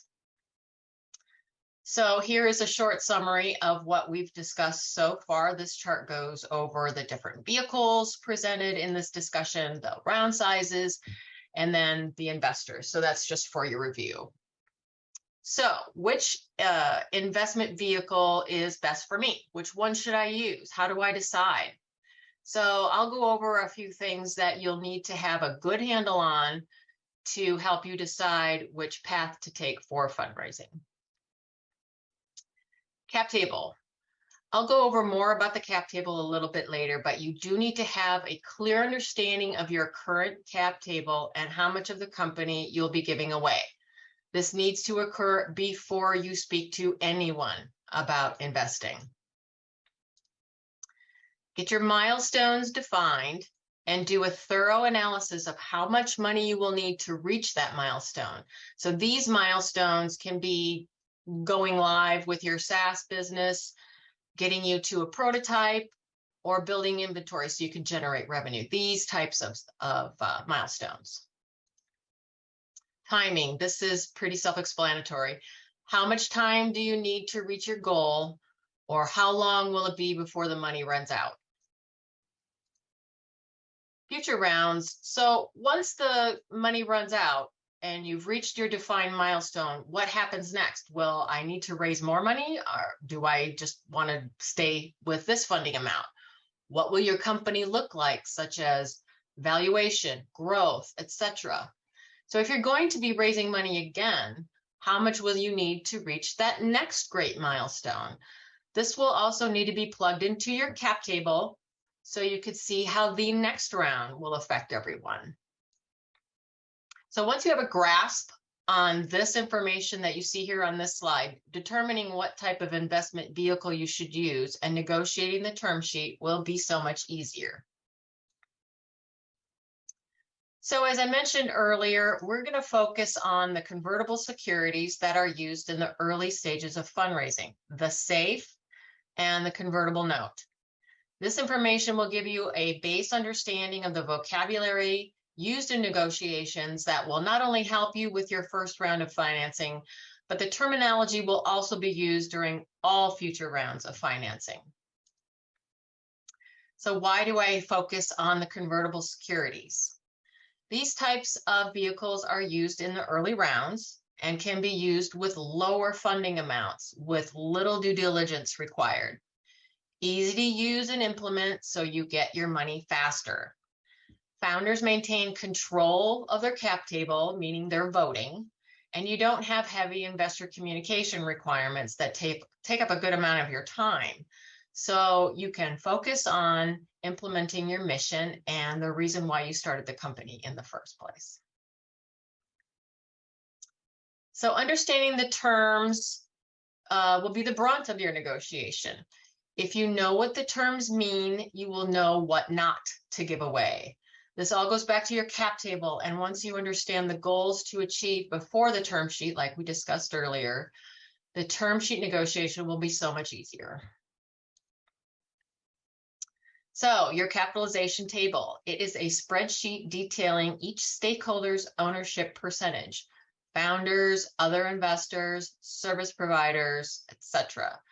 Each person who owns equity, whether it be in the form of stock, units, ownership percentages, stock options, everything will be listed on this spreadsheet and will show very clearly their ownership percentage on a fully diluted basis, meaning fully diluted is when what everyone owns as if they all own the same type of stock. This spreadsheet will help calculate the price per share and the effects of the round of fundraising. So I can't stress enough how you really need to understand this table before making any equity decisions about your company, whether it be hiring employees, granting stock options, or taking on additional founders, or selling the convertible securities we're discussing. Having a visual of the effects of these decisions puts such a reality and clarity to the decision-making process. So valuation cap is a calculation term used to determine the price per share that the investor will receive in the next round once the security converts. The price per share consists of, and this is a formula, valuation cap divided by the fully diluted capitalization from the cap table we just discussed, which results in the price per share. The valuation cap is a subjective amount that the company is worth now, or a negotiated amount between you and the investor. This is a number you can have a clear understanding of before meeting with your investor and have your research done as to how you arrived at this number. It can be through comps of similar companies or obtaining a professional valuation. You should consult a financial or other professional to assist you with this calculation so you can substantiate the valuation with your investors and be able to stay firm to this number throughout any negotiation. The valuation or valuation cap is almost always the first information requested by the investor and the first term to solidify. So have your homework done. Price per share. This term is not generally defined in convertible security term sheets nor the investment vehicles themselves. However, it is one of two calculations that should be understood before negotiations occurred. Valuation cap, in that formula we discussed, divided by fully diluted capitalization from the cap table equals your price per share. I'll go over more of this. So in certain circumstances, a discount will be applied to the price per share of the equity sold in the next round of financing, not the converting price per share, the sale price in the next round. This is the financing round into which the convertible security will convert. This number can be as little as 5% discount or as much as the 30% discount. We typically recommend our clients start with 10%, so they have a bit of a buffer when they're in talks with investors. Again, here, have a clear understanding of what the effects that discount will have on your cap table. The higher the discount, the more shares received by the investor upon conversion. The discount is the second calculation for determining price per share of conversion. For this calculation, the discount is applied to the price of the equity sold in the next round. Again, there are two methods for determining the price the investor gets. One calculation using the valuation cap and one calculation using the discount, and I will go over that again. So this is what we're talking about, the conversion price. That is what we're trying to determine by using the valuation cap or the discount calculations. Conversion price is either the price per share of the equity sold in the next equity financing calculated by using the valuation cap. That again is valuation cap divided by fully diluted capitalization from your cap table, which results in the price per share, or the discount price off the price per share in the next equity financing, whichever is lower. So you're offering your investor the lower of the two calculations. Conversion. Safes and convertible notes convert into shares of the issuer stock upon a triggering event, which is usually the company's first price round. So the Series A preferred round. Each safe or convertible note has built-in conversion triggering events. Like I say here, it's the next round of financing that is a preset amount. The conversion is triggered when the company has to raise at least X amount of money, and then the convertible securities will automatically convert into that security that is sold in that round. There are other triggering events that can take place that are built into the documents. So for notes, the conversion is triggered at maturity if no other triggering event has transpired. Another triggering event is an initial public offering. Most favored nation. If subsequent convertible securities are issued to future investors at a better price and a better set of terms, the better terms will be automatically applied to the current investor's safe or convertible note. This is a term we typically recommend our clients use as an enhancement in the negotiations for investors that seem a bit hesitant to commit to investing. Pro rata rights, the rights of the safe or the convertible note investor to purchase more shares in the company if the company raises further rounds of financing. So this will enable your investor to maintain their ownership percentage in the company if you have future rounds. It's very popular, used very often. Warrant kicker. A kicker is a right, exercisable warrant, or other feature that is added to a convertible security to make it more desirable to potential investors by giving the holder the option to purchase additional shares of the issuer. So this allows the investor for a period of time to purchase additional shares in the company at a fixed price established at the time of the investment. So the term is typically 5 years. There is typically a 10% warrant coverage, which means, for example, say you sold your investor a $10,000 promissory note with a 10% warrant coverage. That means that the investor has the option to purchase up to 1,000 shares of common stock, say, for a period of 5 years at the price stated in the documents. We usually recommend this term as a last resort addition to the investment round because you end up giving up more shares of the company in the event the investor actually purchases the shares. So you also have to maintain a reservation of the warrant shares on your cap table, which affects your fully diluted capitalization. If the investor does end up buying the shares, you do generate more inflow of funds, but you give up more shares on the cap table. So here are your key takeaways. How much money do I need? How long will it last? How much am I willing to give away? How do the terms affect my cap table? And what is my next major milestone? So have a good understanding of these items before you determine your investment vehicle. So that's it. You made it through. Thank you so much.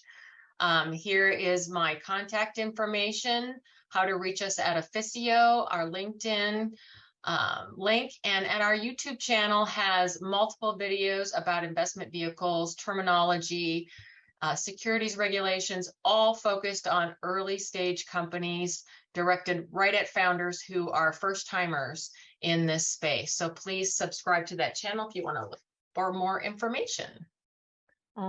Thank you so much, Heidi and Jerry. I have a question for you. I know you've been very available to our community. So if they have any questions about the presentation, or they get lost, or they are still thinking if they want to go with institutional investors and what would be the next steps that they have to do, it would be okay to contact you? Absolutely. Right here. We have my email. Reach out with any questions by email. Feel free to book a meeting with Jerry and I personally, and we can go over whatever questions you have. If you want to just ask questions about the terminology that we're talking about now, or if something else has come up, if you have already spoken to an investor and you want to find out your next steps, we'll be willing to help you talk through the situation and see if there's something we can help you with to get you a clear path forward. And another question that I have for both of you as well. Afissio, you created so you could have actually a place where you can have different types of documents, especially when you are in this moment when you're raising capital and so on. So if you can explain a little bit about what Afissio does, it would be great for our community. Absolutely. Thank you, Micah. I'd love to. So we do legal and compliance for early stage and startup companies that are entering the investment stages of in their early stage companies. So what we have done is we've created a modular approach to the process, and we've packed our modules for each funding stage with documents, guidance, all of the education that you will need for each stage. So for example, if you're going to use an early stage, you're going to be using early stage funding, we have an early stage funding module for a safe or convertible note. And that is end to end, everything you need at a flat fee. We do not charge hourly rates. So you are not pressured just by calling us and asking a question. You don't have to worry. And then we have modules for a little bit later stage for the private placement memorandum that I discussed earlier. We have a module for the preferred stock round. So we help the investors. Our focus is education first. So we can enable the founders to be ready to go in and talk to the investors, be armed with the information. So like I said earlier, that they don't end up giving too much of the company away. And we get all of their documentation in order. So if asked by an investor, if they have certain documents to provide, they're ready. They're ready to sell their equity or whatever investment vehicle they choose. Thank you so much to both of you, and also for being an amazing sponsor and community partner as well. Thank you so much. Thank you, Micah. It's been a pleasure. Thanks, Micah. Thanks, Jerry. And next, I'm super excited because we have our next panel. And this panel is going to be about shaping the funding landscape for women. And it's going to be moderated by Catherine Gray, producer, author, podcast host, and founder at sheangerinvestors.com. Catherine, are you here? I am. Hi. Hi, how are you? I'm super excited. Yeah, me too. Great to be here. And we have an amazing lineup of panelists I'm excited about. I know. I'm going to name all of them quickly. We have also Kelly O'Connell, managing partner at 360 Venture Collective. Hi, Kelly. How are you?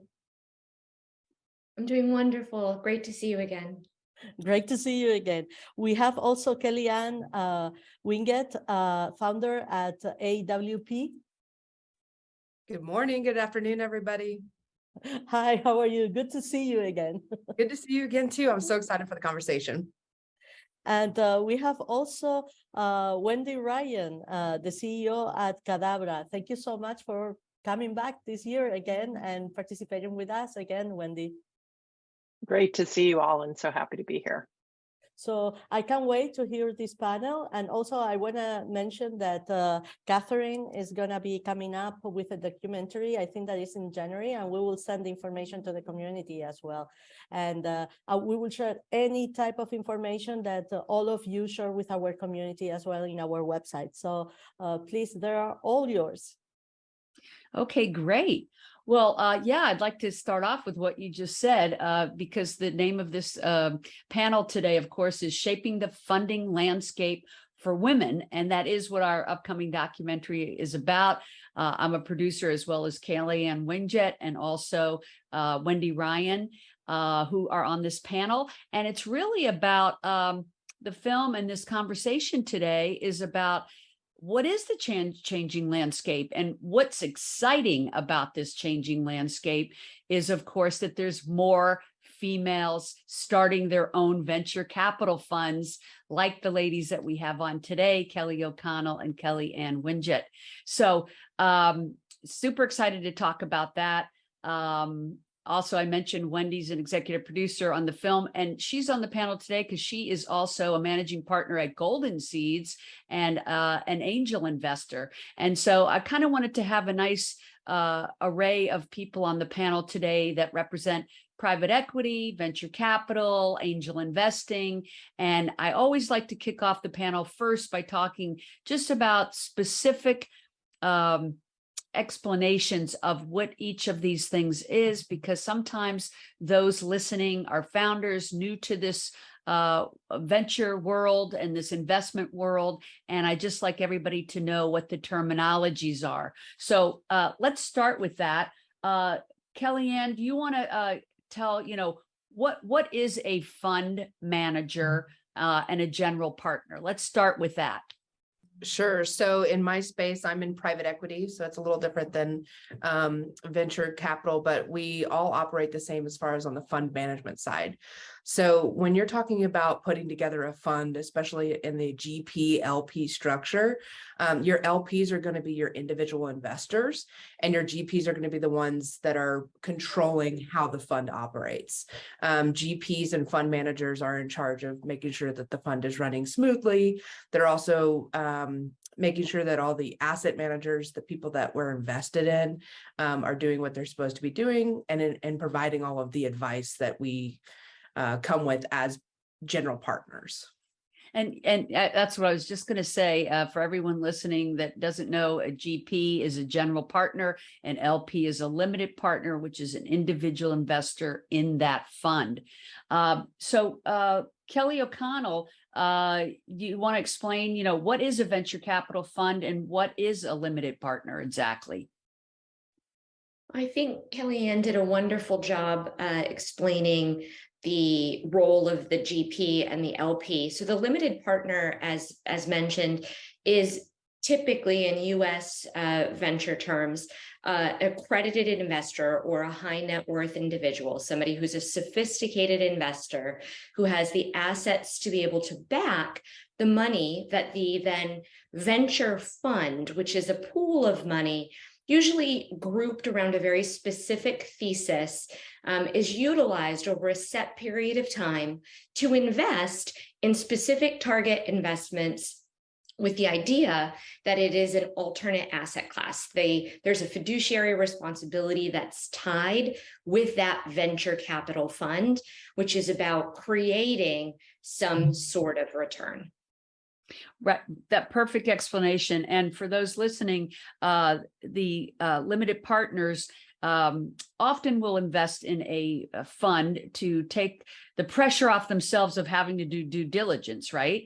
But another category is someone that is an angel investor like Wendy Ryan. So I'm going to let her talk about that. Like, what is an angel investor? How does it kind of differ from, investing in a fund when you invest directly in a company or through an angel group like Golden Seeds, where she's a managing partner? So you want to explain that difference?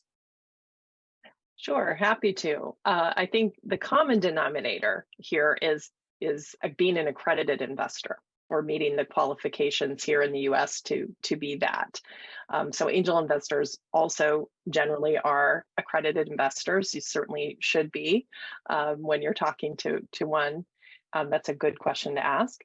And very much functions the same way as a limited partner in a venture fund, in the sense that we're making investments, and we're typically making those investments alongside other individuals, and in many cases, venture funds themselves. So a lot of times, it'd be very rare for any startup company to be funded by a single individual or a single fund. It's usually always kind of a group situation. But what's different about angel investing is that we're investing our own money. So we're making those decisions not on behalf of a dedicated pool of funds that someone else is managing, like in a venture fund or for a private equity fund, but we're actually putting in our own money and making independent decisions about where we're going to invest, how much, etc. Golden Seeds happens to be an angel investment group where a bunch of angel investors get together and decide that we want to share deal flow, we might want to invest side by side, and we want to pool our resources for the purpose of due diligence. So that's what Golden Seeds is all about. And in particular, our focus and our thesis is about investing in women-led companies. Love that. And so, if you're a founder and you're listening to this panel today, you can know that these are the various ways that you can get funding, and you can look up local angel groups like Golden Seeds and others in your cities and go to them to pitch, as well as venture capital firms. And, the exciting thing is that I mentioned at the top was that more and more women are starting their own funds. And that would be the category that Kelly O'Connell with 360 Collective and Kellyanne Winget with her Alternative Wealth Partners is doing at this time. One other thing before we get into like an overview is, Kellyanne, I'd like you to explain the difference between private equity and the venture capital funds. Sure. So angel investors and VC are going to be coming into companies that are relatively young as far as where they are in their journey of growth. And private equity is what kind of absorbs companies once they've gone through the angel rounds, then the VC rounds. The companies now become profitable, or maybe they became profitable and then became unprofitable. And this is when private equity gets involved. Private equity comes in usually later stage businesses. Sometimes these businesses have been around for decades or generations of families. And we come in and we either take controlling interest or aggressive equity positions in which we have more say-so in how the business operates. And the whole point of that is to eventually turn the company back to being profitable and then flip to either a larger private equity company, or maybe it might go public. But usually there's going to be a merger and acquisition there. Most private equity companies are only dealing with companies that are off the market, so all privately owned, or their intention is to take a public company back private. So it's kind of a completely different landscape. The way that Alternative Wealth Partner works is that we're in between angel and VC and large private equity. So we're not coming in and taking controlling interest. We have a little bit more aggressive equity positions than VC or angels, but we're not taking over businesses in the way that we structure our deals. But the biggest difference is an established company versus a young company. There's a little bit more risk and time commitment in the VC angel space than in private equity. Private equity, maybe 5 years.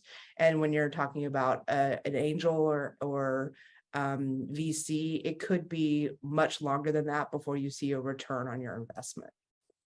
Right. And I know you and I had a conversation where, one of the interesting things as an investor that you could get in on a company through private equity before it goes public. And, that's some of the opportunities that, those listening that are interested in being investors, because we certainly need more women investors in the angel world. And that really is what our mission is about with our movie, which is Girls Just Want to Have Funds. And with every panel that we have an opportunity to speak on, is always encouraging women to know if they're accredited investors. And if they are, since women are coming into trillions of dollars in the coming decade, that this is an opportunity for them to diversify their portfolio in what can be a very lucrative opportunity. And women are just really finding this out, so we're pulling the curtain back and saying, hey, take a look at this, visit a local angel group, meet with these venture capital funds like 360 Collective and Alternative Wealth Partners, and learn about this, because it really is an amazing way to build generational wealth. And so we'd like you to walk away with knowing that. As for the founders, let's talk about, there's more women starting funds than ever before. And I think the cool thing is that most of them, and I know Kellyanne and Kelly O'Connell, you're both really focused on funding women, LGBTQ, and people of color, all of the underserved communities with this. And I know, Wendy Ryan, that's a big focus of yours as well. So We all are in agreement with that. So we're in the right place, being at the Women's Impact Summit, of course. So let's get to some other questions. Kelly, as a fund manager, what are some of your biggest challenges in creating a fund? Because it's no easy thing. And I tell you, any woman who's starting her own fund, I really applaud you. Thank you, Catherine. I would say launching a fund is challenging for anybody who dares to undertake it, not unlike launching a startup. You have to consider how to get the assets to be able to invest. You need to be able to create a unique thesis and identify and source exceptional startups that have the potential to address market-changing problems, and then have them see you as somebody who can support them both financially and in other ways. And you also have to manage the compliance element of this. And so that's standard for anybody launching and running a fund. I think as an emerging fund, 360 Venture Collective, that is specifically thesis driven to support US-based companies that are led by women and LGBTQ+ founders, solving venture scale problems in 4 very specific verticals: prop tech, future of work, fintech, health tech, really looking at founders who are solving problems in how we live, how we work, how we heal, and how we create and generate wealth. When we do that as founders, we're also driven for this additional piece, and I'll speak for myself, of educating, helping to break the funding scarcity myth, helping to have the exceptionally talented entrepreneurs who are working great corporate careers know that there's a path for them to step out and take the chance on solving that problem that's been historically undersolved, that they see, that they know has a wild and large total addressable market that they can capture. So we have that additional piece of participating and educating like this, and then helping other VCs to write the follow-on checks, to invest without that history of pattern matching that the industry has historically counted on to determine who they cut checks to, which is part of the reason for the equity gap we've experienced today. Right. And, I do think we're still stuck at that 2%, but I do think it is absolutely having more female-founded funds that's going to help start moving the needle. However, the other part of that equation is having more female funders, so more angel investors in these funds. Kelly, Kellyanne, why don't you jump in and tell us what kind of companies you invest in with your alternative equity partners? Sure. So private equity is kind of like the overall umbrella of most alternative assets that you're investing in. And so what we look for is, it's always a personal kind of decision when it comes to private equity of what kind of companies you like. And at Alternative Wealth Partners, we really like the manufacturing space. We like infrastructure.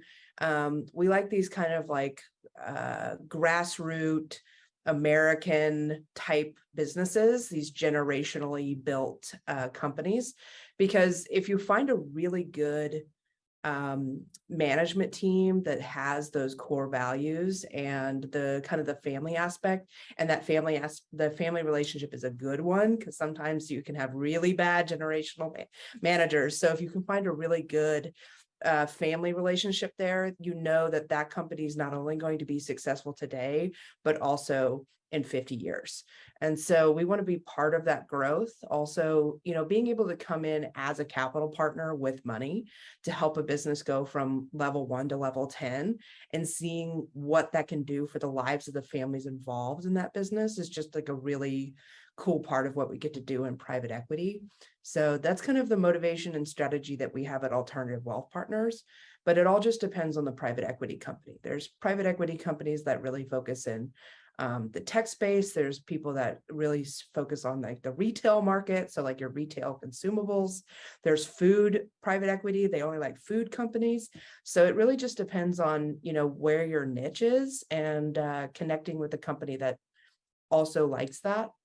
When you're getting involved in the alternative space, it really is making a decision on your strategy of what do you understand and what do you like, and then connecting with the manager that has those same beliefs. And I think that you'll be successful as an investor. I like that. And, obviously anybody listening can tell that, in listening to any of you speak, that it makes perfect sense to team up with someone like you all to entrust their finances and their investments, because you all are so smart at assessing, who's going to be a winner and who's going to, be a very solid investment, rather than just going and making that mistake of just throwing money at some founder startup when you don't know what you're doing and you don't know the due diligence. So much better to team up with one of you ladies and these companies to have it vetted by very smart people that know what they're doing. And so that would be my advice. Wendy, would that be your advice as an angel investor? For sure. I think, when I started angel investing, I was not a professional investor by background. So it was really important to me to find other angel investors that I could really learn from. And I could take advantage of all the resources that are there to help us understand what does it mean to be a solid company, especially at an early stage, because there is a lot of risk in investing in a company early. We were making a lot of bets and predictions about what might happen, what some of the best case scenarios are, and some of the worst case scenarios. So there's a lot of things to look at. And I think what I always encourage women to do is, while we want to access that expertise in education, and it's important, we also don't want to underestimate the value of what we bring. I think so many women, not all, but so many, excel at relationship management and at connecting people. And what I've really come to understand about angel investing is a lot of it is relationships, and it's using those skills. It's deploying our social capital to lift up these businesses as much as our financial capital. So I think women have a lot to bring to the table that sometimes we overlook. Absolutely. And, I love what you said, because the thing is that when you get funding from angel investors or venture capital firms, you're getting so much more than funding and money. You're getting, like you said, social capital, connections, mentorship. That is all why you would want to take investors into your company as well, because that is worth as much as the investment monies, I believe, sometimes more. To help you get business. Kelly, not to put you on the spot, but I just want to say, a lot of times people, Kelly O'Connell, that, people often think, oh, well, this is only for wealthy people. And, I didn't grow up with anything or whatever. And I just want to say, I know your background. You did not grow up in a privileged family. And yet here you are today, starting your own fund, helping other people to invest. I want people to know that anyone can make it and get into this arena. It's not limited to just the very wealthy people. So, let's just explore your story for just a minute so you could tell people, how you got from here to there, because there are different ways to get into the investment world. Thank you for bringing up that very important piece. For a long time, the venture capital and PE market landscape have been exclusionary, in part in the United States, because of the importance of that accreditation status, that high net worth status, as a criteria for having access to this as an asset class. In terms of my path and my story, I do acknowledge that as I stand here before all of you, I have many privileges in the world, but I was born within the United States into a family in public housing, in a food scarce situation.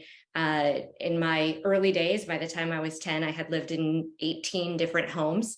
And so the early foundation doesn't determine your future opportunity. And I think that's one of the things that draws me to the VC ecosystem, is it really gives us the chance to shift the conversation about who has access, not just to potential wealth, but generational wealth, world-changing, life-changing wealth. I had the opportunity to leap the path because people took a chance on me. I happened to test well, I happened to be a student athlete, and I was granted an opportunity to go to a university that gave me a really strong foundation of network. So I'll come back to something Wendy said.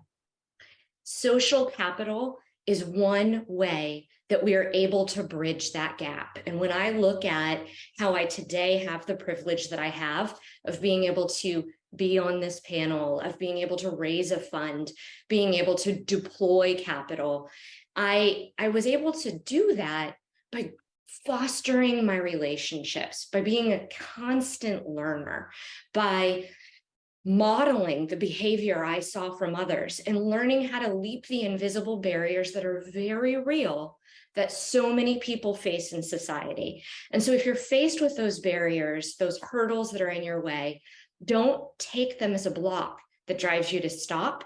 Take them as an opportunity to surprise, because once you leap it, you do stand out. And today I have a lot more opportunity than most. Yeah, bravo. I love that. And I thank all of you for sharing your various stories and what you're doing, each one of you in a kind of different niche in the investment world. So glad to have you all on. I know they want us to do a couple minutes of Q&A in case people have questions. I know it went so quickly, but the good news is with women like all of you heading up these firms and groups, it gives such opportunity for women now to step in and learn about the investment world, so we can move that 2% needle, and really appreciate everybody being on today to talk about this. So do we have any questions? I'm not good at looking at the chat. Anybody? Do you have any angel investors in African countries? Absolutely. Does anybody want to share anything about that? I can comment on international investors. So in the United States, we can take foreign investors in a lot of different things that we do. There's a little bit extra compliance work that's involved because we do have what's the Patriot Act, which just makes sure that the money isn't being laundered or going through any type of terrorist groups that have been identified. When you're dealing with foreign investors, each different space has their own set of compliance, but there is wealth all over the world. So when you're talking about starting a company in your country, there are groups there specifically for whatever it is you're doing. There's private equity companies, there's venture capital companies all over the globe. They meet globally. So if you're starting your kind of like just insight into raising capital or getting into the right networks, you can just start with simply searching for these summits or conferences similar to the one you're currently at, that are specifically designed to put investors in front of companies and companies in front of investors. So I do see some questions, people asking about where they find angel investors in Peru and Canada. And what would your suggestions be, any of you, Wendy or whoever, would they Google that, or what would be your suggestion? Is Golden Seeds is in the US, is it international? We only invest in US domiciled companies at this time. I hope in the future that, that can evolve. I appreciate Kellyanne's comment about it's a big world, there's opportunity and there's wealth, everywhere. I think that one interesting option to think about if you are outside of the US is taking a look at your universities. So universities that are technical in nature, so Polytech or that kind of thing, often will have attached to them incubators, accelerators, boards of advisors. And I think there you can often find help and assistance and resources to get in front of investors. So the universities tend to be a great center of gravity, much as they have been in some tech hubs in the US. for bringing folks together. So that's a place that I would look. And, we at She Angel Investors do connect female founders to funding resources. So feel free to visit our website, She Angel, singular, investors, plural. So sheangelinvestors.com. You can reach out to me, Catherine Gray, and we're happy to try to help you to connect with various types of resources to help you founders. Someone's asking also how they become an angel investor, and you could seek out Golden Seeds, or you could seek out, your local angel group. You can also reach out to Kelly O'Connell and Kelly Ann Winget at their various companies, Alternative Wealth Partners and 360 Venture Collective, and they will tell you how to become an angel investor with them. So there's lots of various avenues, but look for your local angel group and look for these female-founded venture capital funds, because there's more than ever, and it's time to jump in and learn more about it and get your feet wet. I want to make one comment. The best way for you to become an angel investor is to write a check. It is the only way you can become an investor, is you by investing. So keep that in mind when you start your investment journey, is that you need to be ready to invest to become an investor. And also be sure to Google how to become an angel investor to find out if you're accredited. It's certain criteria, like if you have $1 million in assets, or earn a certain amount per year, $200,000 to $300,000 if you're single or married. But also there are new ways, like getting a certification of a 65 series or Series 65, and working for a venture capital fund. And there's other various ways to get involved. So check that out, learn about it, and jump in, as Kelly Ann said.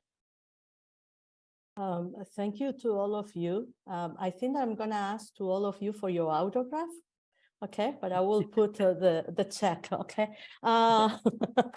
No, thank you so much. Let's figure out if we can do maybe in the near future some kind of events where we can explain certain things and that our audience is actually asking for, and especially for underrepresented funders, that this is very interested for us. And as you know, it touches deep in our heart.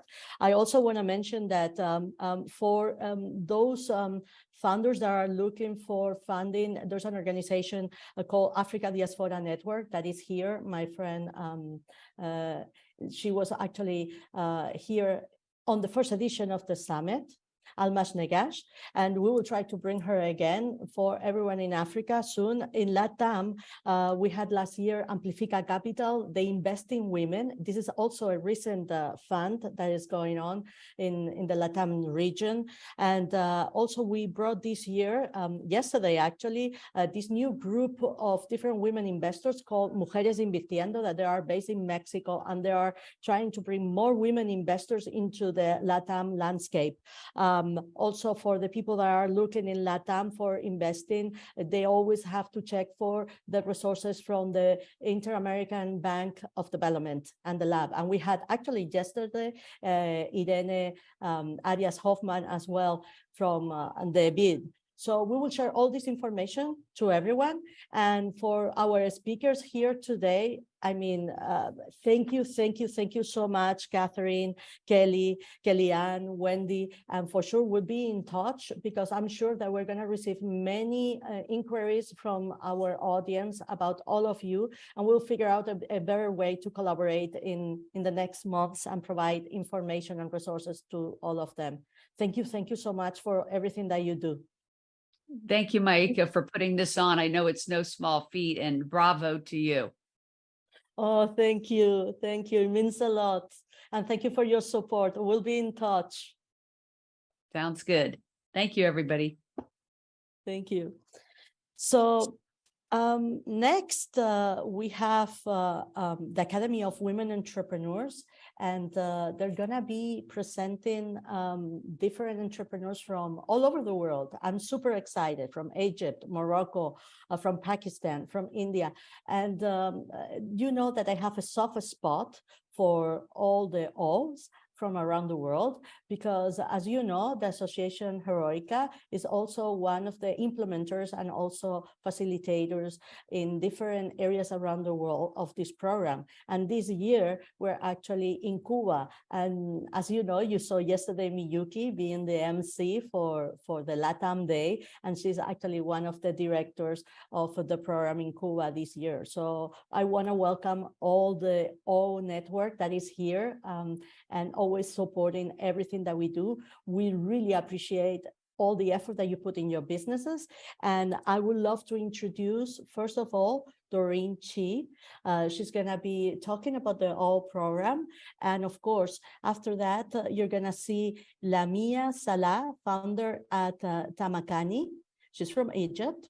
Mariam Ait Feed, founder at Tad Art from Morocco. Asiya Parveen Mughal, owner at ACES, Affordable and Clean Energy Solutions from Pakistan. And Rita Taj, founder at Lambu Subu Food and Beverages from India. Welcome to all of them. Hi, I am Doreen Chi with the Bureau of Educational and Cultural Affairs at the Department of State. Today, I will be discussing the AWE program.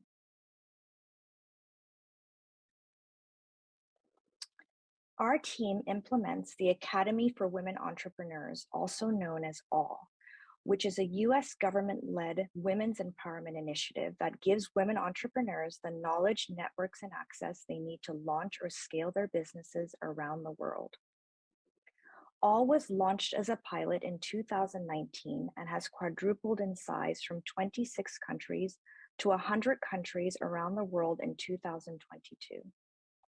This remarkable growth took place during the COVID pandemic, as the US government stepped up efforts to help women cope with the shocks and challenges of running a business during a massive economic downturn. This is a testament to the strength and resilience of the AWE program. The AWE program is a 3-month crash course in business for women to learn hard skill sets, including marketing, finance, and strategic planning. Women use an online platform called Dream Builder, which was created by Arizona State University and Freeport McMoran Foundation. This is complemented with mentoring and networking support from business leaders and local experts in each country. A part of this program takes place in both a virtual and classroom setting. Women are encouraged to network and acquire soft skills, including public speaking and business pitching skills, which ultimately assist them in landing seed funding and investment capital. Data we have collected from the program also shows that it promotes business growth. In a 2021 survey of 1,000 alumni, 3/4 said their business income grew after completing the program, and nearly 1/3 hired more people. These are clear and measurable gains in income generation and job creation at the height of the pandemic. At its heart, AWE is an empowerment program. Women emerge as stronger decision makers and strategic planners, and are more confident and know how to sell themselves and their businesses. These skills have helped women surmount the economic shocks brought on by COVID and assisted them in creating jobs and wealth in their communities, which span over 100 countries. The AWE program has the power to bring women together. Women entrepreneurs with the same fears, dreams, and ambitions are able to come together and become champions for one another. Our women draw strength and courage from each other, believing if she can do it, I can do it too. This statement will soon be brought to life as you hear from some of our awesome alumni of this program representing North Africa, the Middle East, and South Asia. Thank you. Hi, this is Asiya Parveen Mughal, and I'm a little known human rights activist in Pakistan. And now I have become a businesswoman as well. I have started my new business some time ago, and Solutions Private Limited. And I have visioned this through clean energy solutions, bringing people to a low carbon future. Okay. And I will definitely share the mission of my organization and my business is to offer accessible and cost effective alternate energy solutions to the people and engage women in energy sector to break the taboos and social barriers. So here I will uh, elevate my pitch, and that is assess affordable and clean energy solution private limited as a model by engaging women in energy sector, which is generally considered to be a domain of male only. This I am doing in line with the international guidelines under sustainable development goals, which demand to promote steps for affordable and clean energy, female inclusion in all fields, as well as um, an effective measure towards minimizing fossil fuel pollution for improving environment. So why the need in the market is with ever growing demand for electricity and inability to generate enough power through available resources, as well as the dilapidated power supply system, which is unable to bear the available power load, and the need for alternate energy sources becoming ever more important in Pakistan. Owing to the increasing number of solar projects, the utility sector is expected to dominate the Pakistan solar energy market. So, why I'm thinking to involve girls and women in energy sector, because in Pakistan, women's representation in workforce remains low, while the percentage of working women is 23% or less of total population, and we have 53% total population, 53% of women in Pakistan or out of total population. So my mission is to engage predominantly girls and women to train them technical technically and make them become part of a rapidly expanding solar energy providing sector. So I have three unique steps to start this business. That is information and awareness about the clean energy solution with affordability and sustainability details. Because in Pakistan, we have almost 90% people who are not aware about the benefits of the solar energy, and they don't know what the benefit they can get. So we will inform them, aware them about this, and then we can train and engage technical women in the energy sector to involve them in this business, and a comprehensive and effective efficient backup and maintenance system to provide after sales services to the clients, which is more of a attractive thing in our business. So I recently attended a academy for women entrepreneurs. I attended this course a few weeks ago, and I presented this idea in that course, and they appreciated me. And from that 3 months course, I really I find a businesswoman in myself, because years ago I was thinking about I should start business, or I should, continue with my job and 9 to 5 job and consultancies. I started at that time something like designing, dress designing, something. But later on, when I attended this AWE session, and I have become awesome woman, so which gave me encouragement, and they appreciated my idea, and they said, yes, you can do it. So since then I started this business. I worked on my business, I registered it, and it was a really a very good experience to become awesome woman. And I'm so happy to part of this women summit. And I will really like to listen other panelists or other people. And if you have any questions, so you can ask, or you can write me. My email is asiaparveenmughal@gmail.com. And thank you so much for listening me. Bye-bye.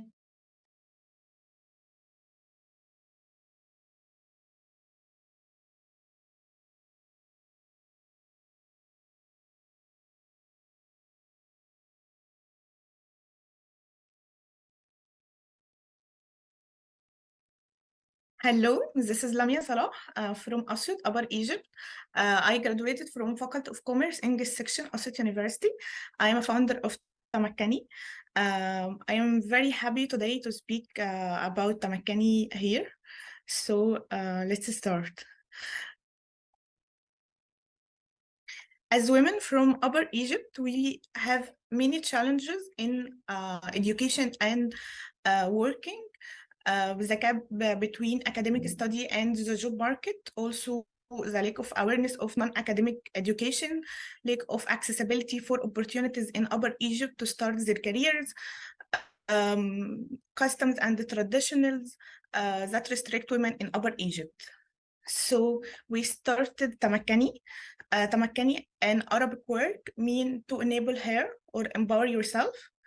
It's an education platform that provide women in Upper Egypt professional training and mentorship to develop their personal and technical skills, also match them with suitable opportunities, internships and jobs to enhance women's self-confidence for success through creating community support.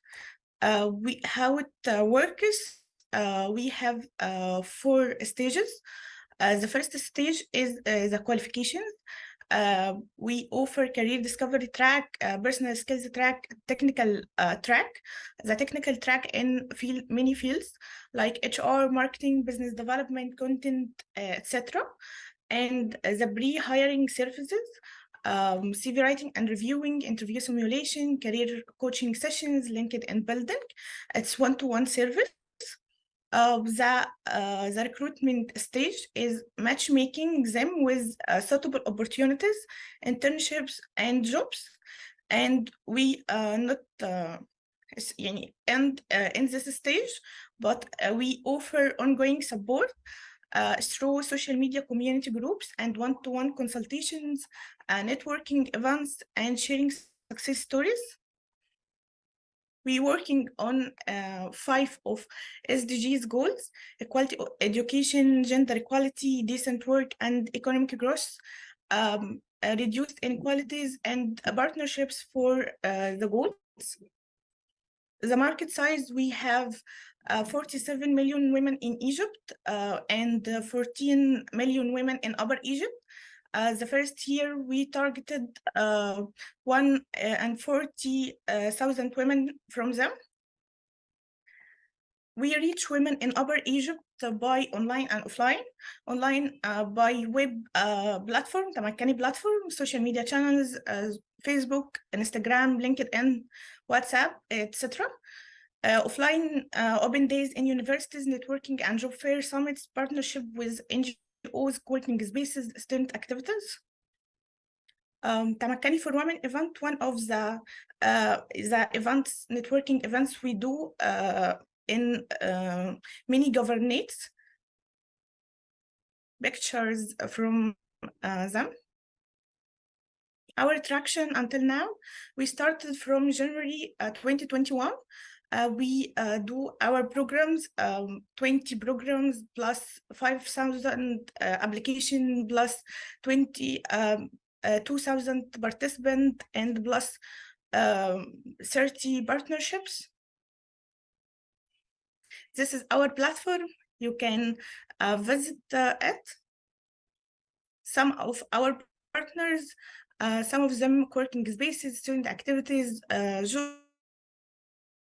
ministries and summits, and also companies. This is our achievements. We at first we won Peace First mini grant, also entrepreneurial and Avon competition, Upper Egypt Innovates competition, a startup factory. Also the last thing, it's an investment readiness program by TIA Angels and USAID. Also, we have a lot of TV shows and articles written about Tamakkani and my story. This is some of the feedback from women that attend our workshops. This is our team. This is Lamia Salah, the CEO and founder, Isra Hamouda, TI support, and Ayat Kamel, marketing lead, Asma Gamal, business development specialist. And other than we have 50 ambassadors from over governorates in Upper Egypt. You can contact us by email and phone number, website, and social media channels.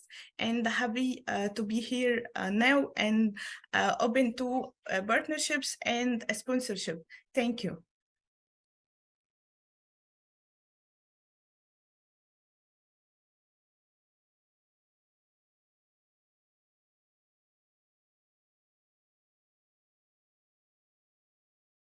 Hello, everyone. Thank you so much for having me. My name is Mariam Hafid. I'm a law graduate and AWE alumni. I'm from a village called Boulawan in the south of Morocco. A few years ago, I started my small business from home where I make embroidered pillows filled with flowers and lavender and sell them just to my family and friends. But as a girl from High Atlas Mountain, I am concerned with the future of my village. I always look for ways to help people, especially women, which I think have a great but unexploited potential. So the idea came to me after meeting women in an association when I am a volunteer. I started organizing workshops to and empower women. Workshops from home, I learned the importance of giving inspiration, giving help, giving motivation, giving good energy, and sometimes giving hope. So in 2010, Japanese women come to my village and taught women how to dye wool with natural pigments. So together with women, we established a team, and the project Taddart was born. Taddart, it's mean home. I call it Taddart.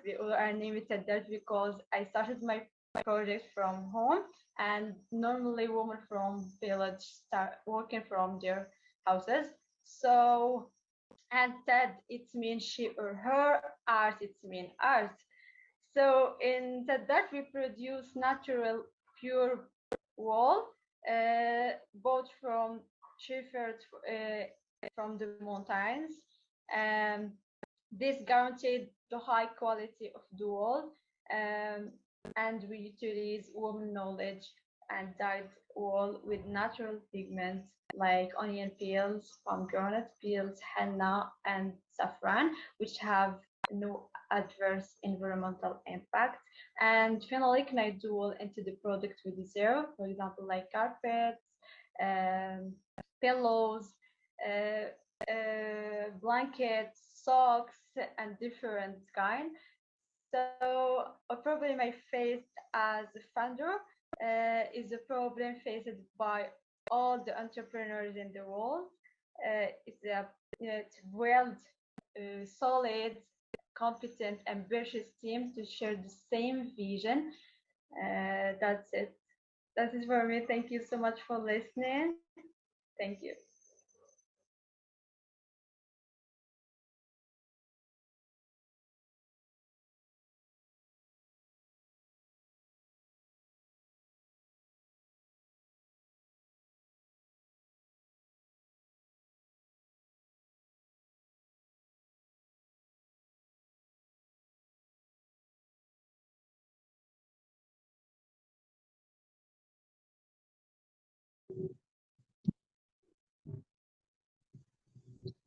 Hello everyone, my name is Tagerita. I stay in India in a place called Zero Valley in the state of Arunachal Pradesh. I thank Heroikka and US Consulate Office Kolkata for giving me this golden opportunity to present about my work. In the year 2017, I started a winery and launched a brand called Naraba. Naraba is the first kiwi wine in India. And over the years, we have also ventured into making wine from many other fruits that are available in our valley. with the winery, we could impact positively to the communities that are here, because my community here, we are mostly, we are very good in agriculture. So naturally, kiwi fruits, when it was brought 25 years back to our place, our farmers paid much attention to it, and the fruits were growing in abundance. Now, when the fruits were in abundance, it became a sad story later, where farmers were not able to sell off their fruits sell off the fruit in fresh form to the markets, because people were not much aware about the goodness of kiwi fruits. Now with the winery, farmers have a ready market in terms of enthusiastic buyers who come to Zero Valley to buy fruits from the farmers, and farmers are now not only selling their fresh fruits, but also they make saplings and give it to other places wherever there is a demand. We have been able to gather a lot of attention even from the government authorities in terms of giving support to farmers, giving them tools and implements and trainings and exposure trips, etc. And with our product, with kiwi wine and other fruit wines, we have been able to go for many national and international exhibitions where we were received very positively by people, whomever we met. Recently, I've been invited to US, where there was a mentoring program for 15 women all over the world. And now I'm a proud alumni of Fortune Most Powerful Women, US Department of State 2022 batch. My winery is now a very small one. It's located just at the basement of my home with a capacity of 60,000 liters per batch. But my vision is to have a state-of-the-art winery, a world-class winery, where we will have many other facilities like cold storage, refrigerator vans, and even including post-harvest facilities, where we could bring in or consume all the fruits that are available in our place. And for upgrading and expanding our winery, we have even asked for support from the government of India to the Ministry of Food Processing Industry. And I'm happy to tell here that we have been able to get the attention and support. And with this new winery, I'm looking forward for investors and even export of our wine, because I'm sure like there are so many people out there around the world who believes in women and who supports women-led businesses. And someday, if I could export our wine, that would be one of the biggest dreams that I can ever think of. And I also want to tell here that we have been able to give a lot of mentoring program in terms of internships and like students from agriculture and horticulture background, they come and do internship with us, they learn about winemaking, and we're also able to employ a lot of local students, college and school dropouts. But we do have we do have a very reliable and modern machines to make a wine, and we have a professional winemaker, we have a laboratory, we have a packing house, and our wine is now in our state, the state of Arunachal Pradesh, it is loved by everyone.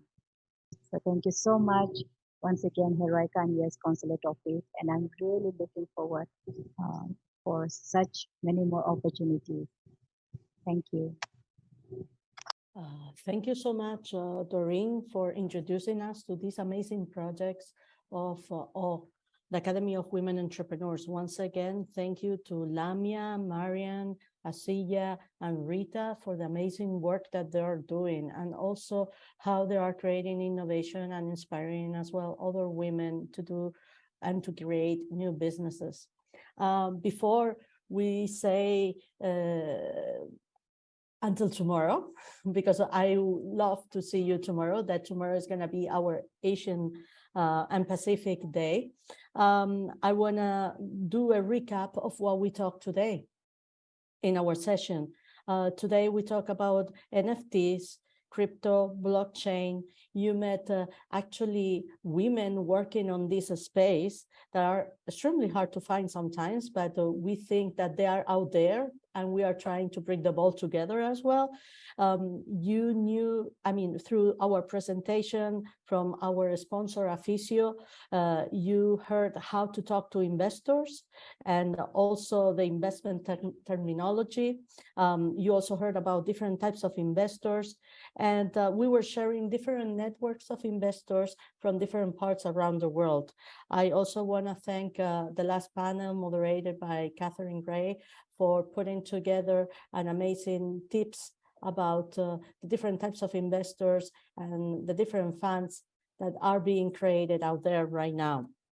Once again, I want to thank all our sponsors, PROEXCA, Cabildo de Fuerteventura, Casa África, Europe Entrepreneurship Network, the Embassy of the United States in Spain and Andorra, Afissio, and Heroikka and the Association Heroikka. I want to thank our production team, starting by Vanessa, Silvia, Irene, Paula, Rick, the team at Heroikka, Pino, Irina. Everyone has been awesome. And I also want to give a big shout out to Carla and Anouk, our interpreters in the past 2 days. I can't wait to see you tomorrow. Check the agenda for the timings. And as you all know, we have plans for all of you. Thank you to all the Heroikka community for being here and inspiring us with everything that you do. Thank you, and I see you tomorrow. Bye.